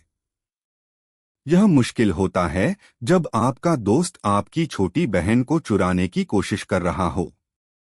साथ ही वह खो गई थी, अभी अभी वापस आई थी और अब उसका सारा ध्यान कुछ बाहरी लोगों पर जा रहा था। तो उसने अपनी कांटे से केक का एक टुकड़ा उठाया और अपने भाई को दिया। यह साझा करना चाहती थी कि उदासी के खिलाफ कोई बेहतर हथियार नहीं है। मीठी चीज से बेहतर। एड्रियन बस उसे एक खाली नजर देता है और तय करता है कि उसे परेशान होने की जरूरत नहीं है। उसे यकीन है कि वह ज़ेरकान को उससे ज्यादा प्यार करती है। रफीना बस इस बात से हैरान है कि वह अभी कितना बचकाना व्यवहार कर रहा है। धीरे से उसके हाथ पकड़कर वह तय करती है कि वह उसे किसी और से ज्यादा प्यार करती है। एड्रियन की आंखें तुरंत चमक उठीं, उनमें आशा कौंध गई। नायिका ने उसे तुरंत जमीन पर वापस ला दिया, उसे याद दिलाया कि उन्हें अभी भी युवराज से शादी करनी थी और उसे बदले में वायलेटा से शादी करनी होगी ताकि वह उन सभी के साथ रह सके। अगर उन्होंने पहले एक दूसरे से शादी कर ली होती तो उसे ज़िरकॉन से शादी नहीं करनी पड़ती। खासकर जब मूल उपन्यास में युवराज केवल सुविधा के लिए शादी चाहते थे, लेकिन नायिका प्यार के लिए शादी करना चाहती थी। उस रात विस्काउंट ठंडे पसीने में जाग गया, उसके हाथ पैर बंधे हुए थे और मुंह पर टेप लगा हुआ था। ड्यूक एस्टन उसके सामने बैठे थे, उनके आदमी उसे चुपचाप घूर रहे थे। वह आदमी डर के मारे चिल्लाया, यह दिखावा करते हुए कि उसे बच्चे की अदलाबदली के बारे में कुछ नहीं पता था। महामहिम ने उस कमीने को कॉलर से पकड़ा, यह जानने की मांग करते हुए कि उसने एक निर्दोष बच्चे को अपने हाथों और पैरों से पीटने की हिम्मत कैसे की, भले ही उसे कुछ भी पता न हो। जिस राक्षस ने बच्चे की अदलाबदली की थी, वह निश्चित रूप से जानता था कि वह किसका था। इसके अलावा भले ही वह उसकी बेटी न हो, एक निहत्थे बच्चे के साथ ऐसा कौन व्यवहार करता है।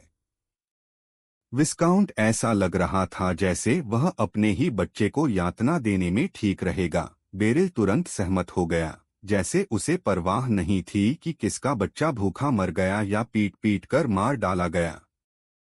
वह लगातार जोर दे रहा था कि उसे नहीं पता कि लड़की का असली पिता कौन था। पलक झपकते ही ड्यूक ने विस्काउंट का पैर तोड़ दिया। वह दर्द से चिल्लाया। उस आदमी ने कसम खाई कि वह उसे कभी माफ नहीं करेगा, और जैसे ही वह बाहर निकलेगा, वह तब उसकी रिपोर्ट करेगा। हर कोई जान जाएगा कि सम्मानित ड्यूक एस्टन एक पूरा कमीना और हत्यारों के गिरोह का मुखिया था। काले नकाबपोश सैनिक मुस्कुराए जब उन्होंने उसे यह सुझाव देते सुना कि महामहिम बस दुनिया पर एक एहसान करें और खुद को खत्म कर लें। ड्यूक ने अभी अभी बताया कि विस्काउंट बात को समझ नहीं पा रहा था। इस गिल्ड को जो बात अलग बनाती थी, वह यह थी कि वे केवल बहुत बुरे लोगों को ही खत्म करते थे। अगर मुझसे पूछो तो बैरल जितना ही बुरा, उसके लॉर्डशिप के पास इस आदमी की सारी गंदगी की एक पूरी सूची थी, जुए से लेकर मानव तस्करी तक। जब बैरल ने सुना कि किसी ने उस पर हमला करने की योजना बनाई है, तो वह भूत की तरह सफेद पड़ गया। पहले ही 5 बार ड्यूक ने सोचा कि वह वहीं और तभी बचने की किसी भी उम्मीद को अलविदा कह सकता है। विस्काउंट एक छोटे बच्चे की तरह रोने लगा। यह सब हो रहा था, इस बात पर वह पूरी तरह से अपना आपा खो बैठा। अगली सुबह रफीना को अपना टेडी बियर कहीं नहीं मिला। उसे यकीन था कि वह रात भर उसके साथ सोई थी, तो आखिर वह कहाँ जा सकता था। कोई और विकल्प न होने पर उसने अनाथ को बुलाने का फैसला किया। जल आत्मा एक छोटे नीले ऑक्टोपस के रूप में प्रकट हुई और तुरंत अपनी मालकिन से चिपक गई। वह बहुत खुश था कि उसने आखिरकार उसे बुलाया था। लड़की ने उसे शांत करने की कोशिश की और जानना चाहा कि टेडी बियर कहाँ था। अनाथ को याद आया कि जब मैडम सो रही थीं, तो एक नौकरानी एक टोकरी के साथ आई और उस गंजे विनी द पूह को धोने के लिए ले गई। वह गंदा भरवा जानवर मदद के लिए भीख मांगने लगा, और लड़की को जगाने से बचने के लिए जल आत्मा ने उसे चुप रहने को कहा। अब वह बस अपनी प्यारी मैडम से कुछ प्रशंसा सुनने की उम्मीद कर रहा था। इस बीच भालू कपड़े सुखाने वाली रस्सी पर सूख रहा था। जब वह आखिरकार रफीना की बाहों में वापस आया, तो उसे उस सब के आतंक से उबरने में बहुत समय लगा। उसे वह भयानक यातना याद थी जब उस महिला ने पहले उसे बांधा और फिर उसे पीटना शुरू कर दिया। तभी वायलेटा मिलने आई। काउंटेस ने तुरंत छोटी बच्ची से पूछने का फैसला किया कि क्या वह टेडी बियर के साथ खेल रही थी। उसे यह भी जानने की उत्सुकता थी कि क्या लड़की को याद है कि आज कौन सा दिन था। पता चला कि वे आज युवराज से मिलने शाही महल जा रहे हैं। सेलेना ने रफीना के बाल बनाए और माँ ने एक नीली पोशाक चुनी। उसके पास जेरकान के लिए एक उपहार भी है। एड्रियान अपनी बहन के प्यारे पहनावे से बहुत प्रभावित हुआ। उसने कहा कि वह एक परी जैसी लग रही थी। दूसरी ओर मुख्य लड़की ने सोचा कि वह पूरी तरह से एक देवदूत जैसा दिख रहा था।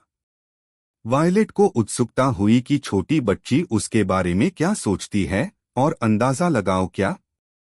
उसने सोचा कि वह भी एक देवदूत थी। पिछले 5 दिनों में काउंटेस और लड़की का भाई बहुत करीब आ गए हैं। अब उसे बस युवराज को जीतना है। जिस दिन वह दुनिया को बचाएगी, वह बहुत जल्द आने वाला है। महल वास्तव में राजसी और सुरुचिपूर्ण था। ठीक फिल्मों की तरह उन्हें अंदर चाय की पेशकश की गई और बताया गया कि जैसे ही महामहिम अपना काम खत्म करेंगे वे नीचे आ जाएंगे। नायकों के पास कोई और अपॉइंटमेंट नहीं था, इसलिए उनके पास समय बिताने के लिए था। अचानक एड्रियान ने वायलेटा को फुसफुसाते हुए सुना। वह चाहता था कि वह रफीना को देखे। नायिका उनके सामने गतिहीन बैठी थी, एक बहुत ही गंभीर चेहरा बनाए हुए थी। वह स्पष्ट रूप से बहुत घबराई हुई थी। काउंटेस को उम्मीद थी कि उसे अपने साथ लाना ठीक था। सच तो यह है कि रफीना इस यात्रा के बारे में जानती थी, लेकिन उसने कभी इसकी उम्मीद नहीं की थी। बस थोड़ी देर पहले वह एक कटोरे से कुत्ते का खाना खा रही थी और फटे पुराने कपड़ों में पैरों में टूटे हुए गैलोश पहने हुए थी। उस पल भी विस्काउंट की फुसफुसाहट कि वह एक दयनीय भिखारी है उसके सिर में गूंज रही थी। वह टेडी बियर को गले लगाए हुए थी, जिसने अचानक उससे बात करने का फैसला किया। उसकी मौत की पकड़ में मुश्किल से सांस ले पा रहा था। उसे लगा कि वह उससे छुटकारा पाने की कोशिश कर रही थी। उसने उसे याद दिलाने का फैसला किया कि वह आसानी से बदल सकता है और एक ही वार में इस पूरे महल को कुचल सकता है।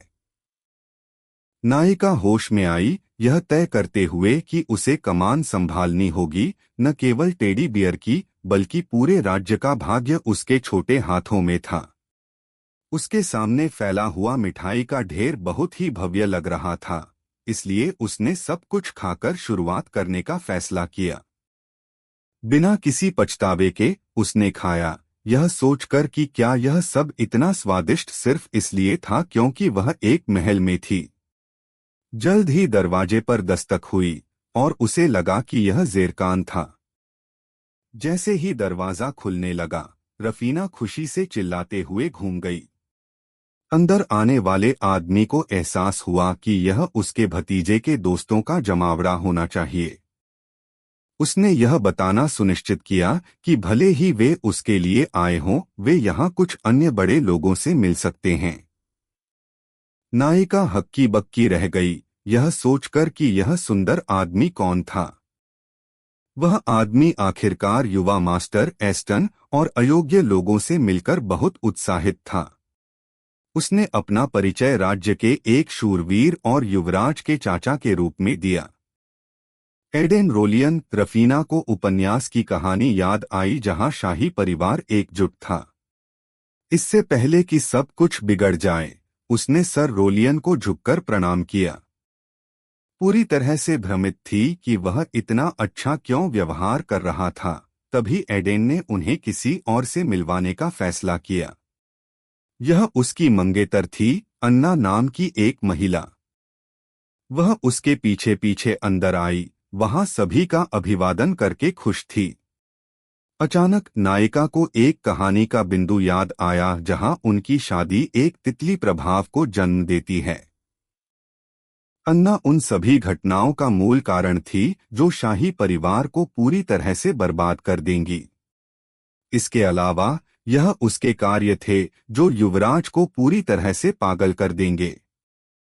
तो दूसरे शब्दों में, यह महिला सचमुच बहुत खतरनाक थी। ज़ेरकान को पूरी तरह से पागल होने से रोकने के लिए हमें किसी तरह इस घटना को रोकना होगा। सबसे पहले हमें एडेन और अन्ना की शादी रद्द करने की कोशिश करनी होगी। जब वह विचारों में खोई हुई थी, युवराज बस उसके पास चला आया। उसने सोचा कि उसके चेहरे पर एक अजीब सा भाव था और उसने सोचा कि उसके जाने के दौरान उसने क्या खो दिया था। रफीना जैसे हमेशा चाहती थी कि वह उससे शादी करे। शूरवीर और दुल्हन ने जो सुना उससे वे बहुत भ्रमित थे। एड्रियन और वायलेट्टा सोच रहे थे कि क्या इस विवाह प्रणाली से छुटकारा पाने का कोई तरीका था। सच तो यह है कि नायिका पिछले 5 दिनों से खुद से यही सवाल पूछ रही थी। उसे लगा कि उसे हर मौके पर ज़ेरकान के दिमाग में यह बात ठोकनी होगी कि वह उससे शादी करे। सबसे पहले मुझे इन दोनों प्रेमियों से निपटना होगा। एडेन यह सोचते हुए कि यह एक शानदार दिन था, जल्दी से उल्लेख करने लगा कि वे कितनी बेसब्री से महामहिम का इंतजार कर रहे थे। बाद में जिरकॉन ने यह पता लगाने का फैसला किया कि वे यहाँ क्यों आए थे। रानी से मिले बिना भी शूरवीर जानता था कि उसकी बहन एक बैठक में थी, इसलिए वह पहले युवराज से मिलना चाहता था। अचानक उसे याद आया कि वह अपनी मंगेतर का परिचय देना भूल गया था। एडेन ने पहले एक पत्र में अन्ना का थोड़ा उल्लेख किया था। उसे यकीन था कि युवराज अपनी मंगेतर से मिलकर बहुत उत्साहित होगा। रानी के सामने लेकिन रफीना ने भी देखा कि ज़ेरकान कितना ठंडा और दूर लग रहा था।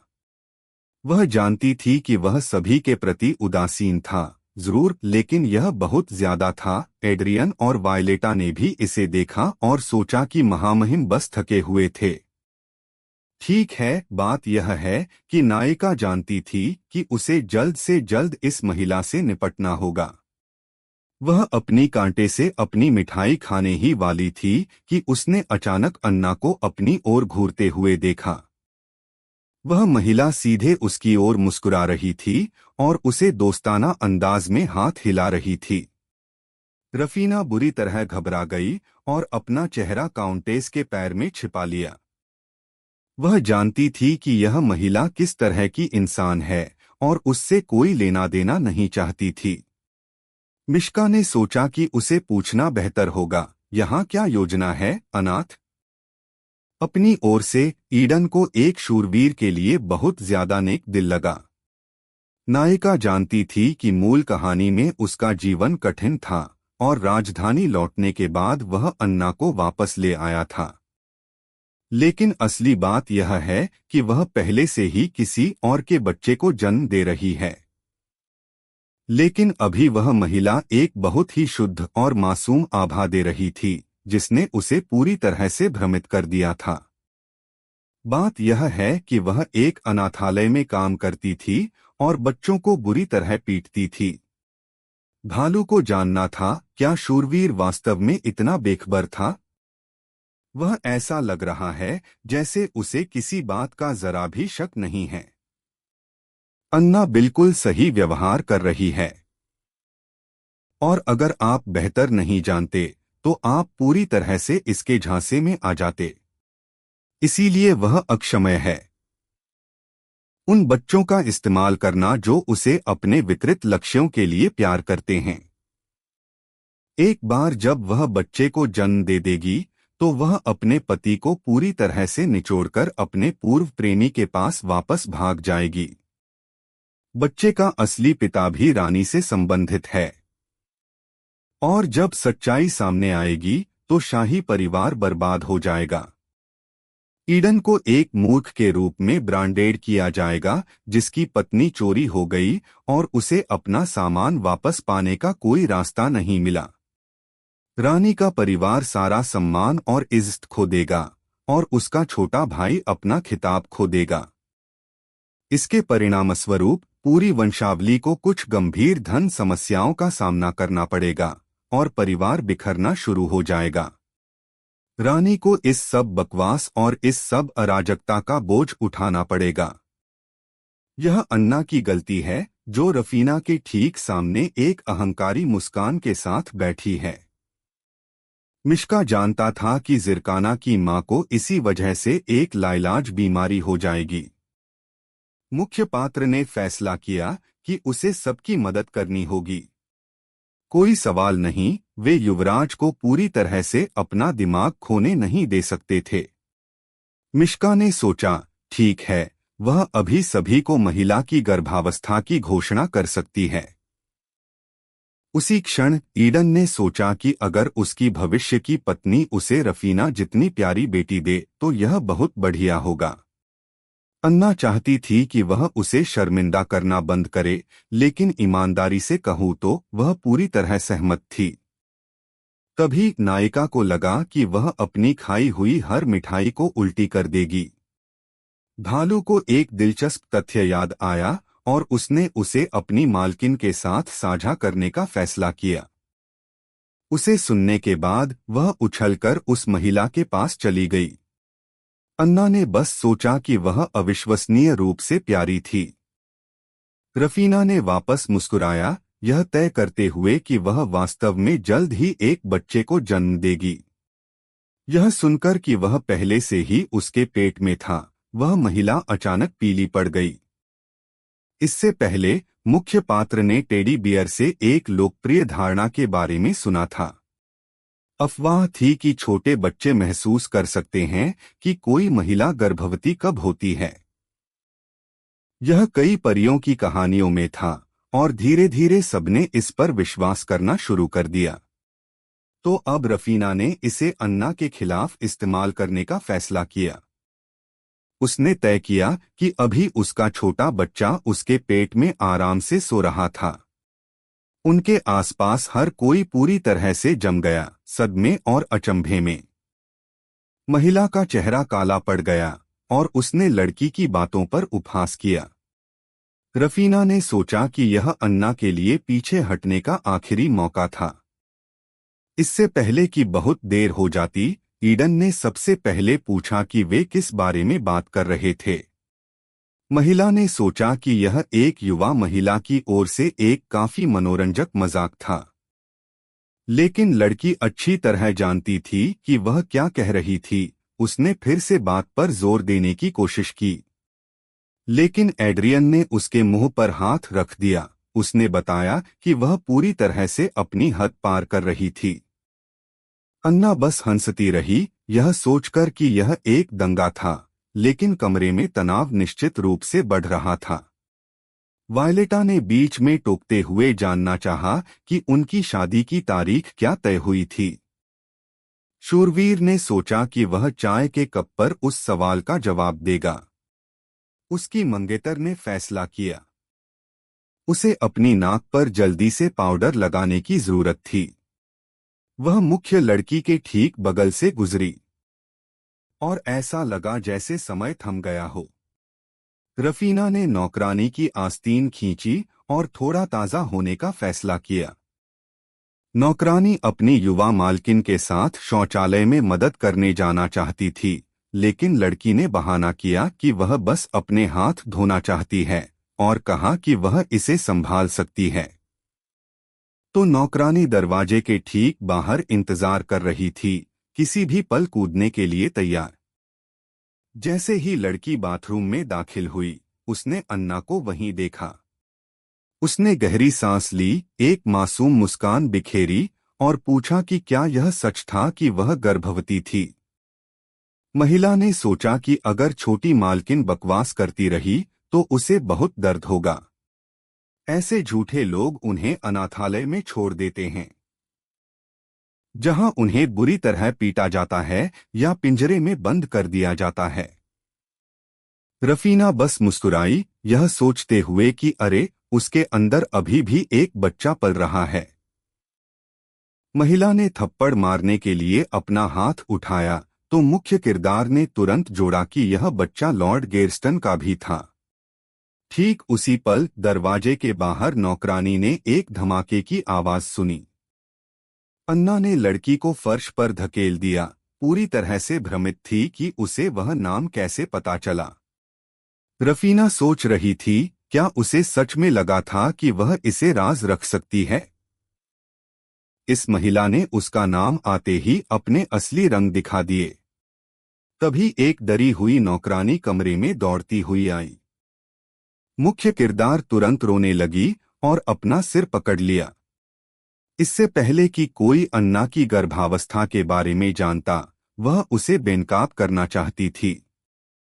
रानी ने अचानक अपना क्रूर पक्ष दिखाया। रानी अंदर आई और जानना चाहा कि आखिर क्या चल रहा था। रफीना यह देखकर हैरान थी कि जिरकान की मां वास्तव में कितनी खूबसूरत थी। मिश्का ने सोचा कि अब जब रानी यहाँ थी तो यह उसकी मालकिन का मौका था। यह अन्ना के असली रंग सबको दिखाने का अवसर था। नायिका फर्श से उठी और रानी की ओर चली, उसके चेहरे पर आंसू बह रहे थे। उसकी रोने और दर्द से कराहने की आवाज सुनकर महिला घबरा गई। रानी यह जानने के लिए बेताब थी कि यह सब शोर किस बारे में था। अन्ना ने तुरंत खुद को संभाला, यह जानते हुए कि वह महारानी के सामने इसे खराब नहीं कर सकती। नौकरानी ने रोती हुई छोटी लड़की को गले लगा लिया और उस महिला को संदेह भरी नजर से देखा। अन्ना पूरी तरह से गुस्से में चिल्लाई और लड़की से कहा कि वह ऐसा नाटक करना बंद करे जैसे उसने उसके साथ कुछ किया हो। मुख्य नौकरानी ने बस एक इशारे से उसे रोक दिया। यह तय करते हुए कि बहुत हो गया, रानी ने अपनी कनपटियों को रगड़ा, थकी हुई लग रही थी और सोचा कि वे बहुत ज्यादा शोर कर रहे हैं। एक नौकर ने तुरंत बताया कि वह लड़की ड्यूक एस्टन की बेटी और युवराज की मेहमान थी। नौकरानी दरवाजे के बाहर युवती का इंतजार कर रही थी जब उसने अचानक हंगामा सुना। इस बीच रफीना रानी को घूर रही थी, सोच रही थी कि क्या इतना खूबसूरत होना भी संभव है। तभी अन्ना अचानक चौकन्नी हो गई और उसने महारानी का अभिवादन करने का फैसला किया। रानी को याद आया कि वह ईडन की मंगेतर थी और उसके बाद उसे देखकर मुस्कुराई। उसने धीरे से छोटी लड़की को अपनी बाहों में उठा लिया। मुख्य पात्र जानता था कि महारानी दयालु थीं, बेशक, लेकिन इतनी दयालु नहीं। यह दुखद था कि इतनी दयालु व्यक्ति अपने आसपास के बेकार लोगों की वजह से बीमारी से मरने वाली थी। रफीना ऐसा होने नहीं देगी। तो उसने अन्ना की ओर उंगली उठाई और तय किया कि वही है जिसने उसे धक्का दिया था। रानी का चेहरा पूरी तरह से बदल गया और वह उस महिला को पूरी तरह से हैरान होकर घूरने लगी। अन्ना तुरंत पसीने से तर हो गई और हकलाने लगी, खुद को समझाने की कोशिश कर रही थी। लेकिन हमारी लड़की ने उसे यह सोचकर रोक दिया कि वह महिला सिर्फ यह सुनकर बहुत हैरान थी कि वह गर्भवती थी। महारानी पूरी तरह से हैरान थीं और अन्ना मन ही मन इस छोटी चुड़ैल को कोस रही थी। अचानक रानी ने आह भरी जैसे उसे कुछ समझ आ गया हो, जिसने रफीना को पूरी तरह से भ्रमित कर दिया। अब उसे समझ आया कि उसका छोटा भाई शादी के लिए इतनी जल्दी क्यों कर रहा था। हमारी लड़की खोई हुई थी, जैसे क्या इस जगह पर कोई उसकी बात सुनेगा भी। चाहे कुछ भी हो, अन्ना उस समय पूरी तरह से असहज थी। रफीना को याद आया कि युवराज इंतजार कर रहा था और वह रानी के साथ वापस जाना चाहती थी। अब पीछे हटने का कोई रास्ता नहीं था और वह महिला बच्चे को घूर रही थी जो महारानी का हाथ पकड़कर दूर जा रहा था। बाद में ईडन अपनी बहन से आमने सामने मिलकर बहुत खुश था। रानी ने सोचा कि जब से उन्होंने आखिरी बार एक दूसरे को देखा था, वह बहुत ज्यादा दुबला लग रहा था, लेकिन वह क्या कर सकती थी। नाइट के पास बहुत काम था। महारानी हैरान थीं कि वह इस बात को लेकर लगभग ज्यादा ही खुश लग रहा था। हवा अचानक भारी हो गई और नायिका ने सोचा कि उनके बीच कुछ अजीब चल रहा था। जिरखान ने सोचा कि यह सामान्य था और वे हमेशा दो बेवकूफों की तरह व्यवहार करते हैं। अचानक ईडन की आंखें उदास हो गईं, जिसने महारानी को पूरी तरह से भ्रमित कर दिया। पता चला कि वह भी अजीब तनाव महसूस कर रहा था और यह उसे असहज कर रहा था। रफीना को याद आया कि रानी एक ऐसे परिवार से थी जिसका शायद ही कोई प्रभाव था और वह एक वास्तविक सत्ता संघर्ष में फंस गई थी। फिर भी वह अपनी सत्ता बनाए रखने में कामयाब रही, लेकिन उसके सत्तालोभी रिश्तेदारों के लिए राजा अभी भी एक बड़ी परेशानी था। रानी की ताकत केवल उसके समर्थन के कारण बढ़ी। यही कारण था कि महारानी का परिवार युवराज को दरकिनार करने के लिए हर संभव कोशिश कर रहा था। यही कारण है कि वे जिरकॉन के साथ इतनी गड़बड़ चीजें कर रहे थे, भले ही वह सिर्फ एक बच्चा है। नायिका ने फैसला किया कि वह इन लोगों को बच्चों को चोट पहुंचाते रहने नहीं दे सकती। बेयर बदलना चाहता था और यहाँ सब कुछ कुचल देना चाहता था, लेकिन उसने उसे तुरंत रोक दिया। लेकिन उस बड़े आदमी ने सोचा कि समस्याओं को हल करने का यह सबसे परिपक्व और तार्किक तरीका था। अचानक रानी को बस यह पूछना पड़ा कि क्या वे उम्मीद कर रहे थे कि ईडन अपनी बहन से और क्या छिपा सकता है। उसने सोचा कि क्या महारानी हैरान थीं। उन्होंने सभी औपचारिकताएं छोड़ दी थीं और सीधे बच्चों की बात पर आ गई थीं।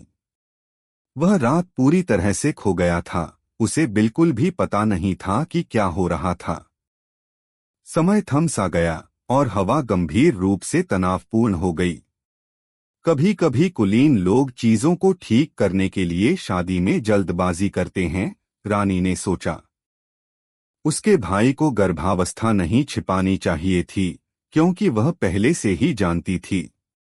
अन्ना उस समय घबराई हुई थी, उसका चेहरा लगभग नीला पड़ गया था। ईडन बहुत अच्छा था, यह सोचकर कि रफीना अभी अभी उसकी मंगेतर से मिली थी, इसलिए उसके शब्दों का कोई मतलब नहीं था। महारानी ने सोचा कि वह अनजान था, क्योंकि अगर वे एक बच्चे के शब्द थे तो जल्द ही एक बच्चा आने वाला था। ठीक है, तो नाइट अन्ना से शादी करने के लिए काफी बेवकूफ है, लेकिन वह किसी लड़की के लिए अपनी इज्जत और गौरव खोने वाला नहीं है। और चूंकि दुल्हन उसे इस्तेमाल करने की योजना बना रही है, इसलिए वह झूठ में पकड़े जाने को लेकर शायद बहुत घबराई हुई है। ठीक उसी समय एड्रियन ने पूछने का फैसला किया कि बच्चा वैसे भी क्यों रो रहा था। रफीना ने बस ऐसा नाटक किया जैसे वह बहुत घबरा गई हो। बस इतना ही। अन्ना ने उसे बीच में ही टोक दिया, यह दावा करते हुए कि उसने गलती से छोटी लड़की को डरा दिया था। उसके पीछे खड़े होकर उस महिला ने हैरान होने का नाटक किया, यह कहते हुए कि वह बिना किसी कारण के बस ऐसे ही गिर गई थी, और बच्चे को एक अजीब सी मुस्कान दी। उसने फैसला किया कि यह सिर्फ एक पूरी तरह से दुर्घटना थी। इसके अलावा उसने रफीना से उसे इतना डराने के लिए माफी मांगी।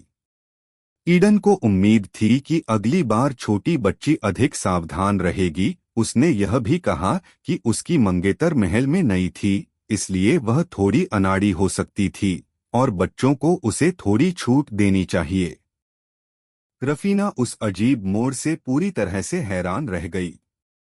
ईडन ने सब कुछ पलट दिया। वह महारानी को सब कुछ उल्टा बताने वाली थी। उसे बिल्कुल भी अंदाजा नहीं था कि अन्ना उसके लिए एक बड़ा खतरा थी। रानी ने फैसला किया कि यह छोटी सी बातचीत बगीचे में कहीं अधिक मजेदार होगी। साथ ही वह ज़ेर खान को मेहमानों को वहां तक पहुंचाने के लिए भी चाहती थी। लड़की हिचकिचाई, महारानी को देखकर पूरी तरह से भ्रमित लग रही थी। रानी मुस्कुराई, पास झुकी और वादा किया कि अगर वह अगली बार अपनी मां के साथ आएगी तो उन्हें एक स्वादिष्ट दावत मिलेगी। रफीना ने सोचा कि वह बस इसके साथ चलेगी और थोड़ा इंतजार करेगी। आसपास मंडराना संदिग्ध लगेगा। युवराज ने उसे बगीचे तक ले जाने के लिए अपना हाथ बढ़ाया, लेकिन फिर एड्रियन और वायलेट ने उसे पकड़ लिया और खुश छोटे बच्चे उनके साथ कूदते हुए चले गए। इस बीच ज़ेरकान ने पीछे मुड़कर देखा, अपनी चाची और चाचा को कड़ी नजर से देखा। उसने सोचा कि अन्ना नायिका को एक गंभीर रूप से बुरी नजर दे रही थी। बाद में बच्चे ने सोचा कि चूंकि नाइट ने अपनी मंगेतर को रानी से मिलवाया था तो शादी मूल रूप से तय हो चुकी थी। लेकिन अब वह इसके बारे में कुछ नहीं कर सकती थी और रफीना बस जल्द से जल्द अपनी मां के साथ महल वापस जाना चाहती थी। तभी वह महामहिम के साथ हाथ पकड़े हुए थी और उसका भाई यह देखकर घबरा गया कि वे कितने करीब आ गए थे। दूसरी ओर युवराज यह जानकर खुश था कि लड़की ठीक थी। एड्रियन ने फैसला किया कि उसे विवाह कानूनों को बदलना होगा। बाद में नायिका हालांकि ज़िरकॉन के करीब आती रहना चाहती थी जब तक कि वे अचानक शादी नहीं कर लेते।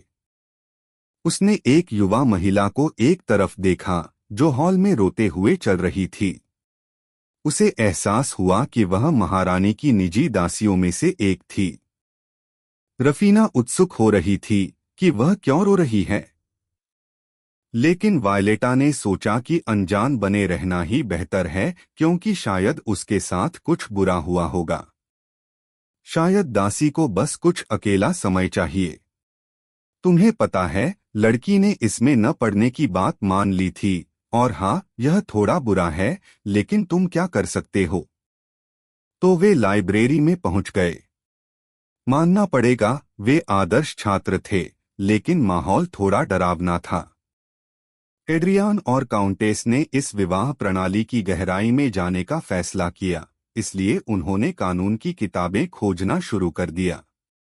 रफीना हैरान थी कि हम यहाँ आराम करने आए थे, पढ़ने नहीं। अच्छी बात यह थी कि वह युवराज के साथ अकेली थी, तो सब कुछ बुरा नहीं था। लड़की ने इस मौके को बर्बाद न करने का फैसला किया। सबसे पहले उन्होंने कुकीज से निपटने का फैसला किया। ज़ेरकान ने सोचा कि उसे लड़की के पसंदीदा स्नैक्स और बनाने चाहिए। बाद में तभी रफीना ने दिखाया कि उस महिला ने उसे कितनी बुरी तरह घूरा था और उसे फर्श पर धकेल दिया था। उसे चोट तो नहीं लगी, लेकिन वह बहुत गुस्सा हो गई थी और इसीलिए वह रोने लगी। युवराज उसे घूरते रहे, विचारों में खोए हुए, और सोचा कि यह बहुत अजीब था। एक समय पर उसने निश्चित रूप से अन्ना को रफीना को एक गुस्से भरी नजर से लगभग जलाते हुए देखा था, जब आप वास्तव में इसके बारे में सोचते हैं। शादी से पहले बच्चा होना पूरी तरह से अपमानजनक था, और वह छोटी लड़की को भी वह जानलेवा घूर रही थी। उसके चाचा की होने वाली दुल्हन बहुत ज्यादा संदिग्ध व्यवहार कर रही थी। इस बीच नायिका को उम्मीद थी कि ज़िरकॉन को उससे एक छोटा सा उपहार स्वीकार करने में कोई आपत्ति नहीं होगी। युवराज बस हैरान और गंभीर दिखे, जिससे उसे लगा कि क्या उसे उपहार पसंद भी हैं। खैर, इस आदमी से यही उम्मीद की जा सकती है, इसलिए रफीना ने सोचा कि उसे बस अपनी आंखें बंद करने के लिए कहना होगा। ज़िरकॉन मुस्कुराया और उसने वही किया जो उसने कहा था। नायिका उस माहौल से मंत्रमुग्ध हो गई जो अचानक हवा में भर गया था। जब युवराज ने आखिरकार अपनी आंखें खोलीं, तो उसने अपने हाथ में एक लैपिस लाजुली ब्रोच देखा।